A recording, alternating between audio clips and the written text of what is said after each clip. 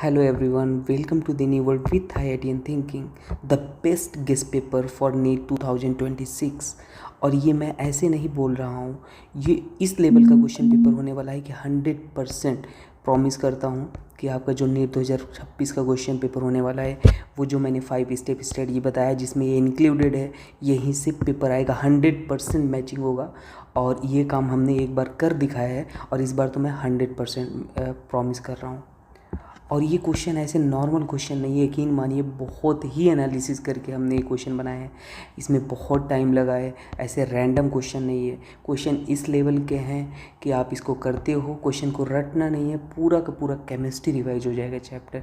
पूरा चैप्टर से हमने क्वेश्चन लिए हैं और एक क्वेश्चन 4-4, 5-5 कॉन्सेप्ट के बराबर है। तो इसको सीरियसली कॉन्सेप्ट को याद रखना। जो भी मेरा एक्सप्लेनेशन होगा वो बहुत डिटेल में होने वाला है। आपने थोड़े बहुत चैप्टर पढ़ रखे हैं, कोई दिक्कत की बात नहीं है। जो भी क्लैरिटी डाउट है आपके, क्लैरिटी आ जाएगी डाउट में और मतलब अच्छा हो जाएगा आपका। जो भी यहाँ पे सस्पिशंस है, कोई भी क्लैरिटी नहीं होगा कॉन्सेप्ट में, ठीक है। तो इसको बहुत ही सिंसियरली फॉलो करने का है आप।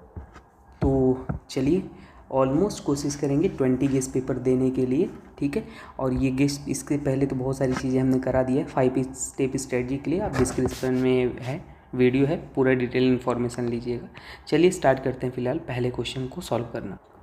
पहला क्वेश्चन है कि कैनिजारो रिएक्शन जो होता है इज़ एन एग्जाम्पल ऑफ, कैसा होता है। एडिशन रिएक्शन होता है, सब्स्टिट्यूशन होता है। तो सबसे पहले तो आपको कैनिजारो रिएक्शन आनी चाहिए, ठीक है। कैनिजारो रिएक्शन क्या होता है, ऐसा आपके पास एल्डिहाइड हो जिसके पास कोई भी अल्फ़ा हाइड्रोजन ना हो। कैनिजारो रिएक्शन क्या होता है, मैं लिखता हूँ। और बेस जो लिया जाना चाहिए वो कॉन्सेंट्रेटेड होना चाहिए। हमारे पास फॉर एग्जांपल यहाँ पे हमने एक एल्डिहाइड ले लिया, कार्बोनिल कंपाउंड, जिसके पास कोई भी अल्फ़ा एच नहीं है, नो अल्फ़ा एच। मतलब अल्फ़ा एच क्या होना चाहिए, ज़ीरो होना चाहिए। अल्फ़ा एच क्या होता है, ये जो कार्बोनिल कार्बन है इसके बगल कार्बन से जुड़े हाइड्रोजन को अल्फ़ा एच बोलते हैं। और यहाँ पे जो बेस लिया जाना चाहिए वो क्या होना चाहिए, कॉन्सेंट्रेटेड बेस होना चाहिए, ठीक है। और अगर कॉन्सेंट्रेटेड बेस है तो प्रोडक्ट, मैं शॉर्टकट आपको सिखा रहा हूँ।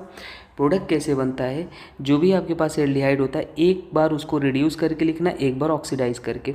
तो रिड्यूस करके लिखेंगे तो CH3OH बन जाता है एल्कोहल। ऑक्सीडाइज करके लिखेंगे तो H, एक ही कार्बन है तो एक ही कार्बन का एसिड का सॉल्ट बना देना O, और अपने पास बेस कौन है, Na, तो ONA-+। तो ये बन जाता है। चाहे तो आप इसको एसिड भी लिख सकते हो, कोई दिक्कत की बात नहीं है। तो बोल रहा है कि रिएक्शन कैसा है, एलिमिनेशन रिएक्शन है, डिस्प्रोपोर्शनेशन है, क्या है भाई। तो ऐसे आप सोचो, यहाँ पे देखो ऑक्सीडेशन स्टेट निकालो पहले, तभी समझ आएगा आपको। देखो यहाँ पे क्या हो जाएगा, ऑक्सीजन पे -2, 2 बॉन्ड है, ऑक्सीजन मोर इलेक्ट्रोनेगेटिव और यहाँ पे +2। हाइड्रोजन इलेक्ट्रोनेगेटिविटी कम होता है तो +1 -1 +1 -1। तो कार्बन पे जो ओवरऑल चार्ज आ रहा है यहाँ पे कितना आ रहा है, 0 आ रहा है, क्योंकि -2 है +2 है, क्या हो जाएगा, 0 हो जाएगा। और यहाँ पे अगर आप देखोगे 3 हाइड्रोजन है तो हाइड्रोजन की इलेक्ट्रोनेगेटिविटी ज़्यादा है तो उस पर कार्बन पे क्या आ जाएगा, 3-, पूरा ही बना के लिख लेते हैं। यहाँ पे क्या है, CH और OH। तो यहाँ पे क्या आ जाएगा, +1 -1 +1 -1 +1 -1, और ये क्या हो जाएगा, -1 +1। तो टोटल जो चार्ज आ रहा है यहाँ पे वो आ जा रहा है, एक प्लस माइनस कैंसिल तो -2 आ जा रहा है, ठीक है। और यहाँ पे आप इसको नोटिस करो तो यहाँ पे क्या हो जाएगा, -2 और ये +2 हो जाएगा, और यहाँ पे +1 -1 हो जाएगा, ठीक।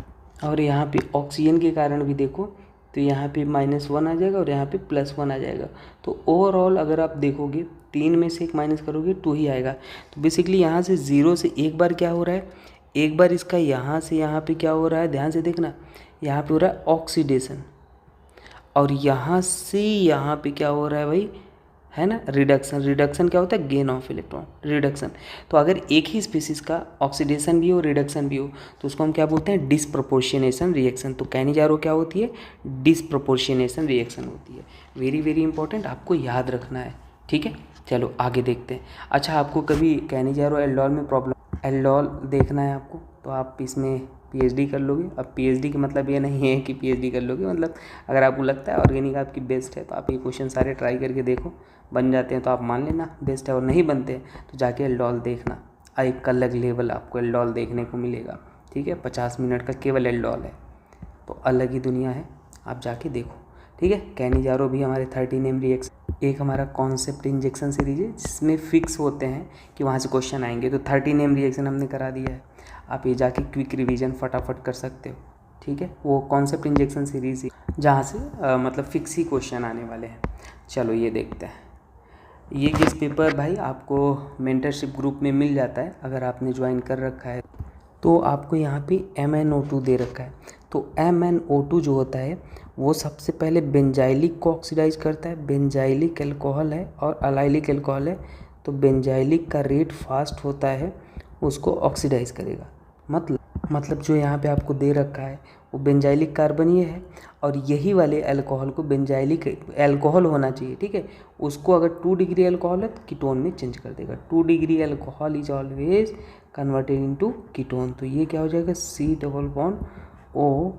COOH। ऑप्शन नंबर कौन सा हो जाएगा? ऑप्शन नंबर 3 करेक्ट हो जाएगा। और मेंटरशिप ग्रुप में क्या होता है, उसमें लगभग 1000 लोग नहीं, मेंटरशिप में 400 लोग जुड़ चुके हैं, और कॉमन ग्रुप है व्हाट्सअप, वहाँ पे लिंक डिस्क्रिप्शन में, उसमें 1000 लोग हो चुके हैं। तो भाई आप कंटेंट देखो, आपको इधर उधर भटकने की ज़रूरत नहीं है ना, इनके भी कंटेंट करो उनके कंटेंट करो, मतलब मेरा किसी से जेलस नहीं है, मैं बुराई नहीं कर रहा, जस्ट ये बोल रहा हूँ आपके कैरियर का सवाल है और आपको बार बार ये मौका नहीं मिलेगा। तो आप एक जेन्युइन जगह अगर आ गए हो, आपको समझ आ रही हैं चीज़ें, लगता है आपको जेन्युइन है, एग्ज़ाम ओरिएंटेड है, तो आप यहाँ पर अच्छे से देख लो। ठीक है, कोई मैं पैसा नहीं चार्ज कर रहा इसके यहाँ पे, तो इसको फॉलो करो और सिलेक्शन लो, क्योंकि मैं भी स्टूडेंट रहा हूँ, मुझे पता है ये फीलिंग क्या होती है। ठीक है, ड्रॉप पर होंगे या आप, कई लोग आप इनमें से 12th दे रहे होंगे तो बेटर है, उनकी किस्मत बहुत अच्छी है जो 12th के साथ निकाल लेंगे, और सही स्ट्रेटजी से काम किया जाए तो एग्ज़ाम निकल जाता है, कोई बड़ी चीज़ नहीं होती है। ठीक है, लेकिन वही है, हम इधर उधर भटक जाते हैं कभी कभी। तो which of the following pairs give positive tolerance test? तो देखो, पॉजिटिव टॉलरेंस टेस्ट देने के लिए हमारे पास कंडीशन क्या होना चाहिए? देखो, ये बेसिकली कार्बोहाइड्रेट वाले चैप्टर में अगर हम बात करें, टॉलरेंस टेस्ट कौन से देते हैं? जो रिड्यूसिंग शुगर होते हैं, है ना, रिड्यूसिंग शुगर होते हैं। और रिड्यूसिंग शुगर क्या होते हैं? जो बायोमोलिक्यूल में आपको पढ़ाया जाता है। बेसिकली अगर 2 मोनोसेकेराइड लिंक होते हैं, है ना, ऑक्सीजन लिंक से साइड में किनारे किनारे, तो वो होते हैं नॉन रिड्यूसिंग, और ऐसा नहीं होता है, वो होते हैं रिड्यूसिंग। ठीक, और टॉलरेंस टेस्ट अगर आप देखोगे, चेक करोगे, तो कंडीशन है एल्डिहाइडिक ग्रुप होना चाहिए, और अपने पास या अल्फ़ा हाइड्रोक्सी कीटोन होना चाहिए, अल्फ़ा हाइड्रोक्सी कीटोन, तो वो क्या होते हैं? पॉजिटिव टॉलरेंस टेस्ट दे देंगे। ठीक है, और जिनमें हमें याद होना चाहिए, सुक्रोज क्या होता है? नॉन रिड्यूसिंग होता है। सुक्रोज जो होता है वो नॉन रिड्यूसिंग होता है, और नॉन रिड्यूसिंग हो गया तो वो तो कभी टॉलरेंस टेस्ट देने से नहीं रहा, है ना, वो देगा नहीं, वो टॉलरेंस टेस्ट तो भाई कभी नहीं देगा, बात ख़त्म होगी। 2 ऑप्शन तो ऐसे एलिमिनेट कर दो, कौन कौन से? जिसमें सुक्रोज हो, ये नहीं हो सकता, ये नहीं हो सकता। अब ऑप्शन बचते हैं 2, चलो चेक कर ले। और वैसे यहाँ पे इसको जो ऑप्शन गिवन है, माल्टोज की जगह ग्लूकोज और फ्रक्टोज होना था, यहाँ पे मैं लिख देता हूँ ग्लूकोज और फ्रक्टोज होना था। ठीक है, तो क्योंकि उसमें एल्डिहाइडिक ग्रुप भी है, तो मेरे हिसाब से नहीं, यही करेक्ट है, ग्लूकोज और फ्रक्टोज अपने पास क्या हो जाएंगे? टॉलरेंस टेस्ट देंगे, एल्डिहाइडिक ग्रुप भी होता है। ठीक है, ये देंगे। और अगर मान लो ऑप्शन में नहीं गिवन एग्ज़ाम में, तो आपको ऑप्शन कौन सा सिलेक्ट करना था? सेकंड ही सिलेक्ट करना था। ठीक है, तो ये रहा सवाल का जवाब। चलो आगे देखते हैं, चलो नेक्स्ट सवाल को करते हैं। नेक्स्ट सवाल है इटार्ड रिएक्शन क्या होता है? तो देखो, जब भी मैचिंग वाला क्वेश्चन आए, सबसे पहले आपको उस रिएक्शन को देखना है जो आपको आता है ना, वो रिएक्शन नहीं देखने लग जाना, एक एक ऑप्शन चेक करना। आपके एग्ज़ाम में टाइम बहुत कम होता है, और टाइम बहुत बड़ा रोल प्ले करता है ना। तो हमारे पास इटार्ड रिएक्शन होता है जब टॉलिन की रिएक्शन, है ना, टॉलिन की रिएक्शन क्रोमिल क्लोराइड से कराई जाता है, CrO2 Cl2 और H3O+ होता है। ठीक है, तो यहाँ से क्या बनता है, ये अपने पास डायरेक्टली मैं बना देता हूँ, यही याद होता है, ये आपके पास बेंजल्डिहाइड बना देता है। ठीक है, तो एक चीज़ तो कंफर्म हो गया कि फर्स्ट वाला क्या हो जाएगा, इटार्ड रिएक्शन में क्रोमिल क्लोराइड लिया जाता है, तो मतलब ए का आर हो गया। अब देखो ए का आर कहीं पे दिख रहा है, एक ही ऑप्शन है जो कि ए का आर गिवन है, ऑप्शन नंबर 3, और आपको चेक करने की ज़रूरत थी नहीं, आपको आगे बढ़ लेना था। ठीक है, फिलहाल अगर मान लो आपको इसमें भी कॉमन ऑप्शन होता तो मुझे अभी जो आता है वो फ्रीडल क्राफ्ट अल्काइलेशन रिएक्शन आता है। फ्रीडल क्राफ्ट अल्काइलेशन रिएक्शन में क्या होता है, बेंजीन है और एनहाइड्रस यहाँ पे AlCl3 लेविस एसिड होता है और आपके पास एक अल्काइल हैलाइड होता है। तो यहाँ पे जो भी आप इलेक्ट्रोफाइल लेते हो, इलेक्ट्रोफाइल मान लो अपने पास E है, तो ये अगर इलेक्ट्रॉन डोनेटिंग ग्रुप होगा तो ऑर्थो पैरा भी जुड़ जाएगा, कुछ नहीं है, कोई ग्रुप नहीं है बेंजीन पे, तो कहीं पे इलेक्ट्रोफाइल को लगा दो। ये होता है फ्रीडल क्राफ्ट अल्काइलेशन रिएक्शन। ठीक है, और इसमें रीअरेंजमेंट कराते हैं, जब कार्बोकैटायन बनाते हो इलेक्ट्रोफाइल, वो रीअरेंजमेंट करा लेना। अगर फ्रीडल क्राफ्ट असाइलेशन होता है, एसिड क्लोराइड होता है, तो वहाँ पे रीअरेंजमेंट नहीं होता है। तो बस ऑप्शन नंबर 3 था। बाकी आप हाइड्रोक्सिलेशन रिएक्शन भी देख सकते हो, डिहाइड्रो हैलोजिनेशन नाम ही है, डिहाइड्रो हाइड्रोजन और हैलोजन का रिमूवल। ठीक है, वो अल्कोहलिक KOH करता है। चलो बाकी देखते हैं आगे, ये वाला क्वेश्चन देखो।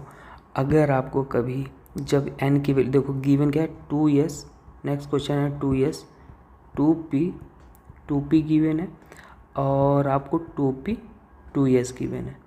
ठीक है, अगर आपको n वैल्यू सेम है, इफ़ ध्यान से रखना, इफ़ n की वैल्यू आपको क्या गिवन है, सेम है, हर केस में 2 गिवन है जो सेम है, तो जब भी आप बॉन्ड स्ट्रेंथ देखते हो, बॉन्ड स्ट्रेंथ, तो वो क्या होता है, bond strength directly proportional to directional character, directional overlap या ऑर्बिटल होता है डायरेक्शनल कैरेक्टर।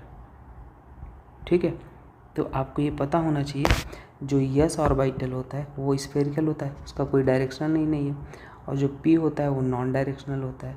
समझ आ रही बात आपको? तो यहाँ पे ये क्या है, नॉन डायरेक्शनल है, नॉन डायरेक्शनल है और ये डायरेक्शनल है। तो अगर ऐसे आप चेक करोगे तो साफ साफ दिख रहा है यहाँ पे कौन सा जो है, जो अपने पास ज़्यादा क्या हो जाएगा, बॉन्ड स्ट्रेंथ हो जाएगा 2p 2।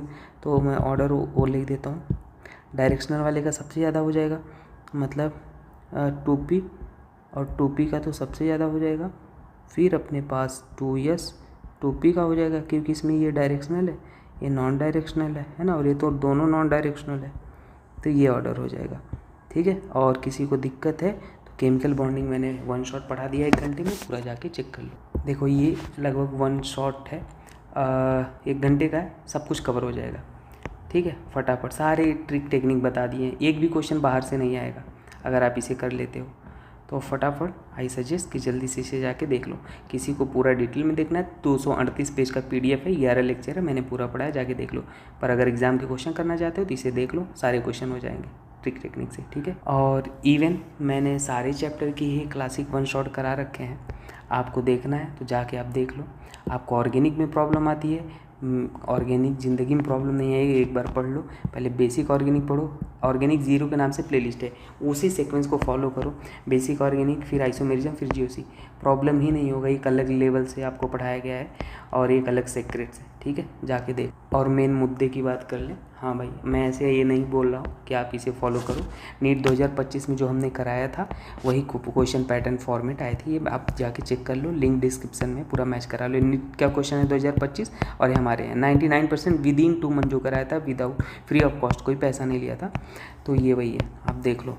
ठीक है, तो इसलिए मैं बोल रहा हूँ, और वो तो जल्दीबाजी में कराया था थोड़ा, अभी तो इतना 5 स्टेप, ये 3 स्टेप स्ट्रेटजी कराया था मैंने वहाँ पे, अभी 5 स्टेप स्ट्रेटजी लिंक डिस्क्रिप्शन में है, जाके चेक कर लो मैंने क्या बताया 5 स्टेप स्ट्रेटजी में। ठीक है, और क्लासिक 1 शॉट देख लो, ये अगर कंप्लीट है आपका क्लासिक 1 शॉट तो आपको क्या देखना है, सुपर 45 क्वेश्चन देखना, ये है सुपर 45, ये 45 क्वेश्चन पूरे चैप्टर कवर कर देते हैं, जो कि हमने सारे चैप्टर के ऑलमोस्ट करा दिए, कुछ भी नहीं रह गया है अभी। ठीक है, तो आप इसको देख लो। सॉल्यूशन ऐसा होता है कि पूरा चैप्टर ही कवर हो जाए भाई, हल्के फुल्के सॉल्यूशन नहीं है ना, पूरा डिटेल में एक्सप्लेनेशन होता है। तो ये देख लो सारे चैप्टर के, और ये सब कुछ अवेलेबल है। उसके बाद 3 स्टेप स्टडी में मैंने last year 25 most expected question chapter wise कराया, उसे देख लो। स्टेप 4 संडे स्पेशल टेस्ट, हाँ इसके लिए बॉबी सर ने संडे स्पेशल टेस्ट भी कराए हैं, सारे चैप्टर के हो चुके हैं। हाँ अब आप ज्वाइन करोगे 200 रुपीज़ होगा। देखो मैं आपको ये नहीं कह रहा आप फोर्स कर रहा आप ज्वाइन ही करो, आप अगर आपके पास 200 रुपये नहीं है फ्री ज्वाइन कर दूंगा, लेकिन आपके नंबर अच्छे आ रहे होंगे तो अब ये मत सोचो कि मैं प्रचार प्रसार कर रहा हूँ, ये जेन्युइन बात है, क्योंकि आप कद्र नहीं करते लोग हैं ना कि जब आप फ्री में कर दो, क्योंकि हमने बहुत से लोगों को फ्री में ही जोड़ा है। और लिटरली आप पढ़ने वाले बच्चों आप पैसा नहीं दे सकते, फ्री है। हाँ आप मैसेज करो ठीक है, लेकिन अगर आप दे सकते हो तो आप प्लीज़ आप पैसा दे देना। उसमें क्या होता है हमारा भी मोटिवेशन बना रहता है। देखो संडे स्पेशल टेस्ट में इसमें 20 गेस्ट पेपर देने वाले हैं हम फुल, जो कि ये चल रहा है गेस्ट पेपर ही है ना, तो ये भी मिल जाएगा। और last step top 50 organic inorganic physical question खत्म। 100% क्वेश्चन ये इधर से ही पैटर्न फॉर्मेट मिलेगा, कुछ मत करो ठीक है। अभी इतना फॉलो कर लो आ जाएगा, अभी बोल रहा। और ऐसा भी नहीं बोल रहा कि भाई आप 0 पे हो आप 500 पहुंच जाओगे, तो थोड़ा मुश्किल है, आपको बहुत मेहनत करने की ज़रूरत है अगर आप 0 पे हो। और किसी स्कैम में नहीं फंसना, पहले बता रहा हूँ, आपको गुमराह करेंगे लोग, आपकी इमोशन का फ़ायदा उठाएंगे। फंसना नहीं है कि भाई 500 5000 का ये ले लो क्वेश्चन यही आएगा, ये वो फलाना डम का कोई शॉर्टकट नहीं है। जो मैंने शॉर्टकट जितना स्मार्ट वर्क था सब बता दिए, यही है, इससे और कोई पॉसिबिलिटी नहीं है भाई। इसमें जान छिड़क दी है हमने ना, क्वेश्चन सेलेक्ट करने में, क्रॉप करने में, पूरा हैंडमेड है भाई, है ना, किसी से बनवाया नहीं जाता, हम ही जो है करते हैं ठीक। तो चलो ये हो गया। 6th क्वेश्चन देखते हैं, इसमें क्या बोला था कि अमंग लिथियम, चलो लिख लेते हैं LiCl, और क्या है आर लिथियम है, जो एक ही ग्रुप के हैं उसको एक साथ करते हैं, लिथियम सोडियम पोटेशियम रुबिडियम, ये वाले तो एक ही ग्रुप के हैं। और बेरिलियम मैग्नीशियम BeCl2 और MgCl2। देखो ये क्वेश्चन को सॉल्व करने के लिए आपको मैं बता दूं, जो कोवेलेंट कैरेक्टर होता है, मैंने क्या बोला, कोवेलेंट कैरेक्टर फेवर करता है small cation large anion. Covalent character क्या, जितना स्मॉल कैटायन होगा और जितना लार्ज एनायन होगा उतना ज़्यादा कोवेलेंट कैरेक्टर होगा ठीक है। और अगर कोवेलेंट कैरेक्टर आपने निकाल लिया तो कोवेलेंट कैरेक्टर इन्वर्सली प्रोपोर्शनल होगा आयनिक कैरेक्टर के, बाद ख़त्म। तो यहाँ पे निकाल लो भाई फटाक से। अब बोला था क्या कि greatest and least with the greatest and least ionic character, greatest और लीस्ट आयनिक कैरेक्टर निकालना था। तो देखो टॉप टू बॉटम जाने पे साइज बढ़ता है, टॉप टू बॉटम गए तो साइज बढ़ेगा, है ना, दोनों केस में ग्रुप में। और लेफ़्ट टू राइट जाएंगे तो साइज घटेगा, साइज क्या होगा, डिक्रीज होगा, समझना आप। और इन सभी पे क्या हो जाएगा, ध्यान देना। तो यहाँ पे Li और लिथियम ये इसका सबसे ज़्यादा साइज हो जाएगा, कैटायन क्लोरीन तो कॉमन है उसको छोड़ो, ये क्या हो जाएगा कैटायन, साइज इसका ज़्यादा हो जाएगा, साइज ज़्यादा हो जाएगा तो कोवेलेंट कैरेक्टर क्या हो जाएगा, कोवेलेंट कैरेक्टर सबसे इसका क्या हो जाएगा भाई, कोवेलेंट कैरेक्टर इसका कम हो जाएगा, और कोवेलेंट कैरेक्टर कम हो जाएगा तो आयनिक कैरेक्टर सबसे ज़्यादा हो जाएगा, बात ख़त्म, सीधी सी बात है। तो ये ग्रेटेस्ट होगा इसमें। बाकी इन सभी में देखोगे तो कोवेलेंट कैरेक्टर इसका ज़्यादा हो जाएगा तो आयनिक कैरेक्टर इसका क्या हो जाएगा, सबसे कम हो जाएगा, बात ख़त्म। आयनिक कैरेक्टर कम हो जाएगा क्योंकि टॉप टू बॉटम जाने पे फिर से वही साइज बढ़ेगा, तो कोवेलेंट कैरेक्टर यहाँ पे क्या हो जाएगा, इसमें कोवेलेंट कैरेक्टर कम हो जाएगा, बात ख़त्म। तो अगर कहोगे सर इधर भी तो जा रहे हैं, इसका तो साइज और कम हो जाएगा, तो ज़्यादा कौन, तो डी है, ये अल्कली मेटल है, अल्कलाइन अर्थ मेटल है, यहाँ पे साइज देखोगे ये सबसे बड़ा साइज आएगा कंपेयर टू दिस वन, ठीक है। तो लिथियम का तो कम कोवेलेंट कैरेक्टर और ज़्यादा आयनिक कैरेक्टर, तो अपने पास ऑप्शन नंबर 3 करेक्ट हो जाएगा। चलो भाई देखते हैं नेक्स्ट। यहाँ पे देखो अगर हम नॉर्मल बात करें तो कैटायन हैज स्मॉलर साइज होता है, मतलब सही बात है, क्योंकि इलेक्ट्रॉन निकल गए होंगे साइज छोटा हो जाएगा।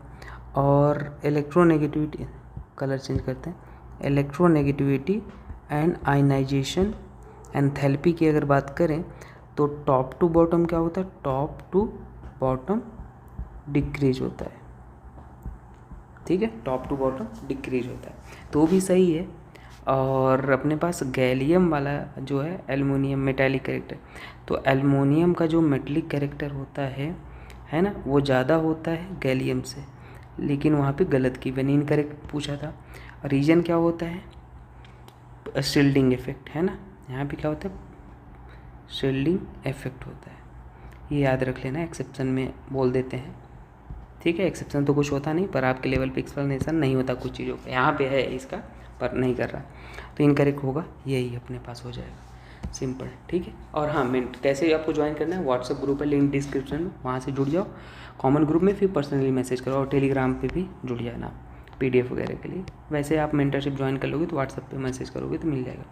चलो ये देखते हैं, how many atom of oxygen are present in 0.5 mole of MgSO4। चलो देखो, हाउ मेनी ऑक्सीजन, तो इसमें सिंपल टॉफ़ी वाला रूल लगाना। देखो MgSO4 को पहले लिखो, कोई भी आपको कंपाउंड गिवन है तो इसमें आप इसको पहले ब्रेक करो, कितने मैग्नीशियम है, 1 मोल मैग्नीशियम है, जितने देखो 1 मोल मैग्नीशियम है, 1 मोल अपने पास क्या है, सल्फ़र है, और 4 मोल अपने पास क्या है, ऑक्सीजन है, ठीक है। इसको अगर आप ब्रेक करके लिखोगे तो ऐसे हो जाएगा। अब आप ध्यान से देखो, यहाँ पे ये जो है अपने पास, ये 1 मोल, ध्यान से देखना, 1 मोल MgSO4 जो है, 1 मोल MgSO4 में कितने ऑक्सीजन है, 1 मोल MgSO4 में 4 मोल ऑक्सीजन है, ठीक है।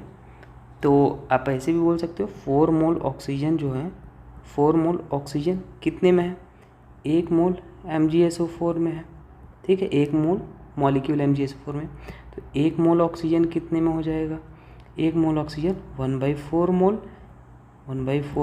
MgSO4 में हो जाएगा। और मैं पूछा कितने हैं, 0.5 mole, how many atom of oxygen are present. अच्छा, एटम ऑफ ऑक्सीजन प्रेजेंट बोला है, जो पूछता है उसको राइट साइड लिखते हैं, ठीक है। जो ऑक्सीजन का बोल रहा है ना, तो बात वो सही है, कोई दिक्कत नहीं चीज़। मान लो MgSO4 को पूछता है तो उसे राइट साइड, तो ठीक है। यहाँ पे हम इसको ऐसे भी लिख सकते हैं कि 1 मोल MgSO4 में 4 मोल ऑक्सीजन है, तो 0.5 मोल MgSO, एक टॉफ़ी का प्राइस 2 रुपये, तो बताओ 10 टॉफ़ी का प्राइस मल्टीप्लाई करते हो तो यही आंसर आ गया था। तो क्या हो जाएगा, 0.5 × 4 मोल क्या हो जाएगा भाई, ऑक्सीजन, तो ये कितना हो जाएगा, 5 चौक 20 हो जाएगा, तो 2.0 Na। मोल को आप Na लिख लो, है ना, Na को चाहे मोल लिख लो, 1 मोल लिख लो, या 1 मोल का नाम ग्राम एटम या ग्राम मॉलिक्यूल भी होता है, ये भी याद रख लो, लैंग्वेज का कभी कभी लफड़ा होता है, ठीक है। तो आंसर आ गया, कुछ नहीं करना था, ये बस हिंट वगैरह थे और आंसर यहीं आ गया था। तो कितना हो जाएगा, ऑप्शन नंबर ए हो जाएगा, 2M, ठीक है।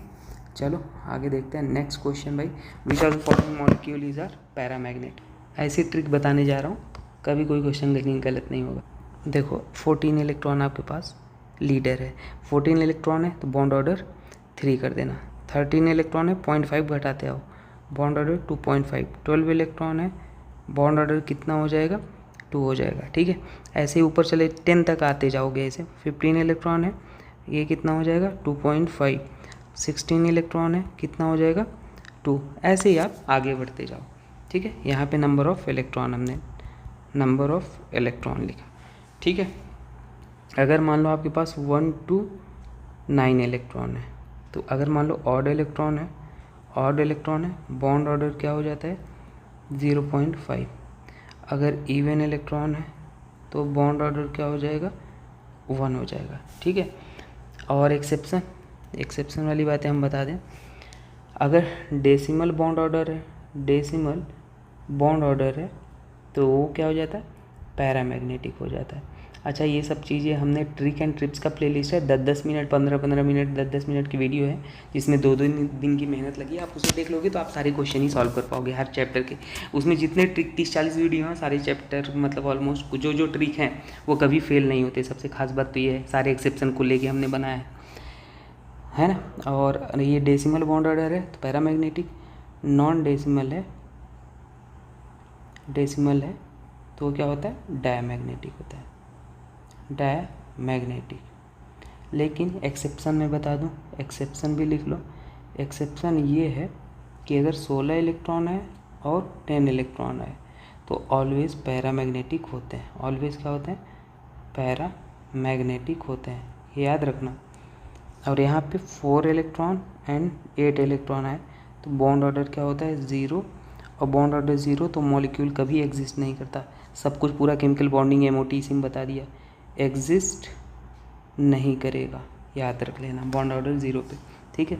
और अगर बॉन्ड ऑर्डर आ गया तो बॉन्ड लेंथ इन्वर्स होता है, बॉन्ड एनर्जी डायरेक्टली होता है, कई सारी चीज़ें आपकी इसी में मैंने बता दी। और बॉन्ड स्ट्रेंथ के भी डायरेक्टली होता है, ठीक है।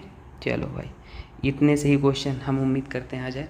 तो ये देखो कितने, एक ऑक्सीजन में एटॉमिक नंबर 8 होता है, 2 में 16 हो जाएगा, 16 इलेक्ट्रॉन एक्सेप्शन वाला आ गया, मतलब पैरामैग्नेटिक हो गया। N2 14 इलेक्ट्रॉन लीडर, इसका बॉन्ड ऑर्डर 3 और नॉन डेसिमल है तो क्या हो जाएगा? डायमैग्नेटिक हो गया। और ये 10 इलेक्ट्रॉन बोरॉन का, ये पैरामैग्नेटिक। तो ऑप्शन 1 एंड 3 बहुत हो जाएगा, ठीक है। नेक्स्ट क्वेश्चन की तरफ चलते हैं। Which has the maximum number of molecule among the follow. तो देखो मोल का फॉर्मूला आपको पता होना चाहिए। मोल बराबर क्या होता है? नंबर ऑफ मॉलिक्यूल और डिवाइड बाई एवोगैड्रो नंबर होता है, ठीक है। तो एक काम कर लेते हैं, मॉलिक्यूल हम निकालते हैं ऑप्शन नंबर ए का। तो कैसे निकालोगे? मॉलिक्यूल मोल बराबर क्या होता है? Weight upon molecular weight, mole into Avogadro number. तो मोल बराबर क्या हो जाएगा? Weight 40 upon molecular weight 44 into Na हो जाएगा। तो ये कितना आ गया? Na मॉलिक्यूल हो गया, ठीक है। ऑप्शन नंबर सेकंड चेक करो, क्या हो जाएगा? 48 ग्राम ऑफ O2 है तो इसका मॉलिक्यूल जब निकालोगे, मॉलिक्यूल कितना हो जाएगा? Mole weight upon molecular weight 32, oxygen का मॉलिक्यूलर वेट इंटू Na हो जाएगा। और इसको हम सॉल्व करेंगे तो 1.5 Na हो गया। थर्ड ऑप्शन चेक कर लेते हैं, 8 ग्राम H2 है तो 8 ग्राम H2 है, मतलब मॉलिक्यूल क्या हो जाएगा? Wait upon molecular wait 2 into Na, कितना हो जाएगा? 4 Na हो जाएगा। और हम फोर्थ वाला निकालेंगे तो फिर से मॉलिक्यूल हो जाएगा, और molecule equal to weight upon molecule 64 upon SO2 है, ठीक है। SO2 का 64 ही हो जाएगा Na। तो अपने पास Na आ रहा है, सबसे ज़्यादा कहाँ दिख रहा है आपको मॉलिक्यूल? ऑप्शन नंबर 3 में। तो option number 3 is the right answer. ये मैक्सिमम मॉलिक्यूल हो गया, मैक्सिमम, ठीक है। चलो नेक्स्ट क्वेश्चन को सॉल्व करते हैं। नेक्स्ट क्वेश्चन है कि given that the abundance of isotope given है और इतना the average atomic mass of fire.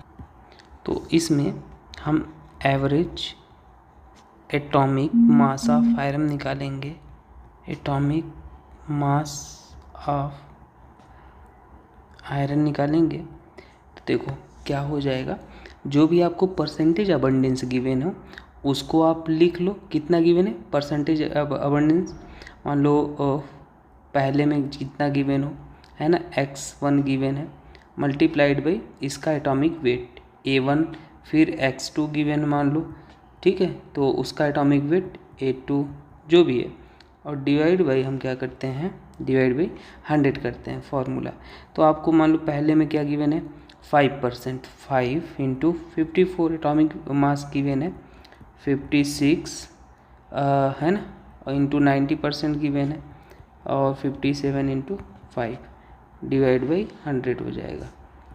तो बस अपने पास इसको सॉल्व कर लो, आ जाएगा 55.95 यूनिट, ठीक है, सिंपल ये हो जाएगा। नेक्स्ट सवाल रहा आपके सामने ये। तो देखो विच of the following concentration terms is temperature independent. तो कहीं पे अगर वॉल्यूम दिखता है किसी भी फॉर्मूले में तो टेम्परेचर डिपेंड करेगा, टेम्परेचर पे क्या करता है? डिपेंड करता है। और वॉल्यूम नहीं दिखता टेम्परेचर इंडिपेंडेंट होगा। तो मान लो मोलैरिटी है, मोलैरिटी में क्या होता है? Number of moles of solute, B solute बोलते हैं, divide by volume of solution in litre, ठीक है। ये टेम्परेचर पे डिपेंड करेगा, यस करेगा। दूसरा है परसेंटेज वेट बाई वेट है, तो इसमें तो वेट है, वॉल्यूम नहीं है, टेम्परेचर इंडिपेंडेंट है। तीसरा क्या है भाई? तीसरा अपने पास मोल फ्रैक्शन। मोल फ्रैक्शन क्या होता है? इसमें भी मोल आता है डिवाइड बाई टोटल मोल, तो वॉल्यूम तो कहीं पे दिख नहीं रहा है, तो ये भी टेम्परेचर इंडिपेंडेंट हो जाएगा। तो अपने पास सेकंड और थर्ड क्या हो जाएगा, इंडिपेंडेंट हो जाएगा। यही पूछा ना, इंडिपेंडेंट, तो ऑप्शन नंबर 4 सेकंड और थर्ड इंडिपेंडेंट हो जाएगा, सिंपल। नेक्स्ट अपन देखते हैं। हाँ, और ये चीज़ याद रख लेना, परसेंटेज वेट बाई वेट का मतलब क्या होता है, इसको थोड़ा समझ लो। मान लो कोई चीज़ लिखा है 20% वेट बाई वेट, इसका मतलब क्या होता है 20 ग्राम, 20% मान लो ए गिवन है, 20 ग्राम ए होगा इन 100 ग्राम सॉल्यूशन में। हाँ, ये लैंग्वेज आपको ज़रूर आना चाहिए, ठीक है। और मान लो मोल फ्रैक्शन आपको निकालना है, ए और बी है, ए का मोल फ्रैक्शन निकालना है तो क्या हो जाएगा, moles of A divide by total mole, N A plus N B. ऐसे बी का निकालना है तो ऊपर न्यूमरेटर में बी की mole divide by total mole. For your knowledge ऐसे बता दिए। नेक्स्ट क्वेश्चन देख लेते हैं। पहली रिएक्शन कौन सी है, पहली रिएक्शन को बोलते हैं स्टीफन रिएक्शन। थोड़ा सा साइज हमने स्मॉल किया, देखो पहली रिएक्शन है। अगर हम ए की बात करें तो CCN और यहाँ पे SnCl2 गिवन है, SnCl2 HCl, तो इस रिएक्शन का नाम होता है स्टीफन रिएक्शन। कौन से मैच हो जाएगा, स्टीफन रिएक्शन में ए का अपने पास, ए का कहाँ है, फोर्थ हो जाएगा, ठीक है। और बी में कौन सा गिवन है, PH, अच्छा PHCH3 मतलब टॉल्यूइन है, इटार्ड रिएक्शन गिवन है भाई। और ये क्या है, क्रोमिल क्लोराइड CrO2 Cl2 और यहाँ पे CS2 non polar solvent with H3O+, तो ये बेंजल्डिहाइड में कन्वर्ट कर देता है बेसिकली, है ना। वहाँ पे CN को CH2NH2 में कर देता है, यहाँ पे बेंजल्डिहाइड में कर देगा। और ये गटरमैन कोच रिएक्शन है, बेंजीन अगर गिवन है, बेंजीन और इसके साथ रिएक्शन है COHCl और एनहाइड्रस AlCl3 है, तो ये क्या होता है गटरमैन कोच रिएक्शन, इसको हम कन्वर्ट कर देते हैं बेंजल्डिहाइड में, ठीक है। और डी है अपने पास, इसको फ्रीडल क्राफ्ट अल्काइलेशन बोलते हैं, बेंजीन है, ठीक है। और यहाँ पे गिवन है एसिड क्लोराइड COCl और AlCl3, तो ये क्या हो जाएगा, एसिड क्लोराइड बन जाएगा COCH3। तो ऑप्शन नंबर कौन सा सही हो जाएगा, ऑप्शन नंबर 4 करेक्ट हो जाएगा, ठीक है। चलो नेक्स्ट क्वेश्चन को देखते हैं। नेक्स्ट क्वेश्चन है भाई ये वाला, बोला है for which one of the following molecule the number of pi bond mention is incorrect, तो HeO3 है। तो इसका अगर हम स्ट्रक्चर देखते हैं तो समथिंग लाइक टेट्राहेड्रल स्ट्रक्चर हो जाता है। हाइब्रिडाइजेशन निकालना आना चाहिए, हाइब्रिडाइजेशन कैसे निकलता है, ट्रिक से। और ट्रिक क्या होता है, ट्रिक एंड टिप्स का प्लेलिस्ट है, आप वहाँ पे जाके देख लेना, हाइब्रिडाइजेशन का 10 मिनट का वीडियो होगा, कभी ज़िंदगी में गलत नहीं करोगे। तो ये क्या आता है, sp3 आ जाएगा, और sp3 होता है तो यहाँ पे क्या हो जाएगा 3p पाई d पाई होगा। आप कहोगे सर 3p पाई d पाई ये कैसे निकाल पा रहे हो, मैं बताता हूँ। देखो ट्रिक ये कहता है, सबसे पहले हाइब्रिडाइजेशन निकाल लो, sp है तो उसमें सारे जितने पाई बॉन्ड होंगे वो सारे p पाई होंगे। जैसे इसमें sp है, 2 पाई बॉन्ड है तो 2 p पाई होंगे। अगर sp2 है तो उसमें पहला पाई बॉन्ड जो होगा वो क्या होगा, p पाई बाकी रिमेनिंग p पाई d पाई, है ना। जैसे ये अगर मान लो sp3d तो जितने पाई बॉन्ड होंगे उतना p पाई d पाई। तो बस यहाँ पे कितने पाई बॉन्ड थे, 3 पाई बॉन्ड थे तो 3p पाई d पाई, और क्योंकि sp3 था। आई होप आपको समझ में आ गया होगा, यही ट्रिक है। बाकी निकालने जाओगे तो बहुत लंबा मेथड है। और H2SO3 में देखो तो SO, हम हाइब्रिडाइजेशन कैसे निकालते हैं, यहाँ पे सिग्मा बॉन्ड और लोन पेयर देख लो। जैसे यहाँ पे कितने सिग्मा बॉन्ड थे, ये सिग्मा ये सिग्मा ये सिग्मा, 3 सिग्मा बॉन्ड थे और 1 लोन पेयर था। तो स्टेरिक नंबर कितना आ गया, 4 मतलब क्या था, sp3। यहाँ पे अगर आप निकालोगे, है ना, और इस पे एक लोन पेयर भी है, तो यहाँ पे अपने पास सल्फ़र पे आ जाएगा sp3, 3 सिग्मा बॉन्ड sp3, और sp3 मतलब 1 पाई बॉन्ड है तो इसमें 1 p पाई d पाई होगा, बात ख़त्म, ठीक है। और SO3 है तो SO3 कुछ ऐसे होता है। स्ट्रक्चर ज्योमेट्री का आइडिया लग जाएगा, वो हाइब्रिडेशन वाली वीडियो आप देख लो। तो यहाँ पे क्या आ जाएगा, sp 3 सिग्मा बॉन्ड है, लोन पेयर 0 मतलब sp2। और sp2 आता है तो उसमें क्या हो जाएगा, पहला वाला तो हो जाएगा p पाई, बाकी रिमेनिंग हो जाएंगे, एक हो जाएगा p पाई, बाकी रिमेनिंग हो जाएंगे जो दो हैं, 2 पाई बॉन्ड जो है p पाई वो d पाई हो जाएगा। ठीक है, और नेक्स्ट है HClO4, तो क्या हो जाएगा Cl और ये O, और यहाँ पे OH हो जाएगा, और ये अपने पास इतना, तो ये क्या हो जाएगा sp3 हो जाएगा।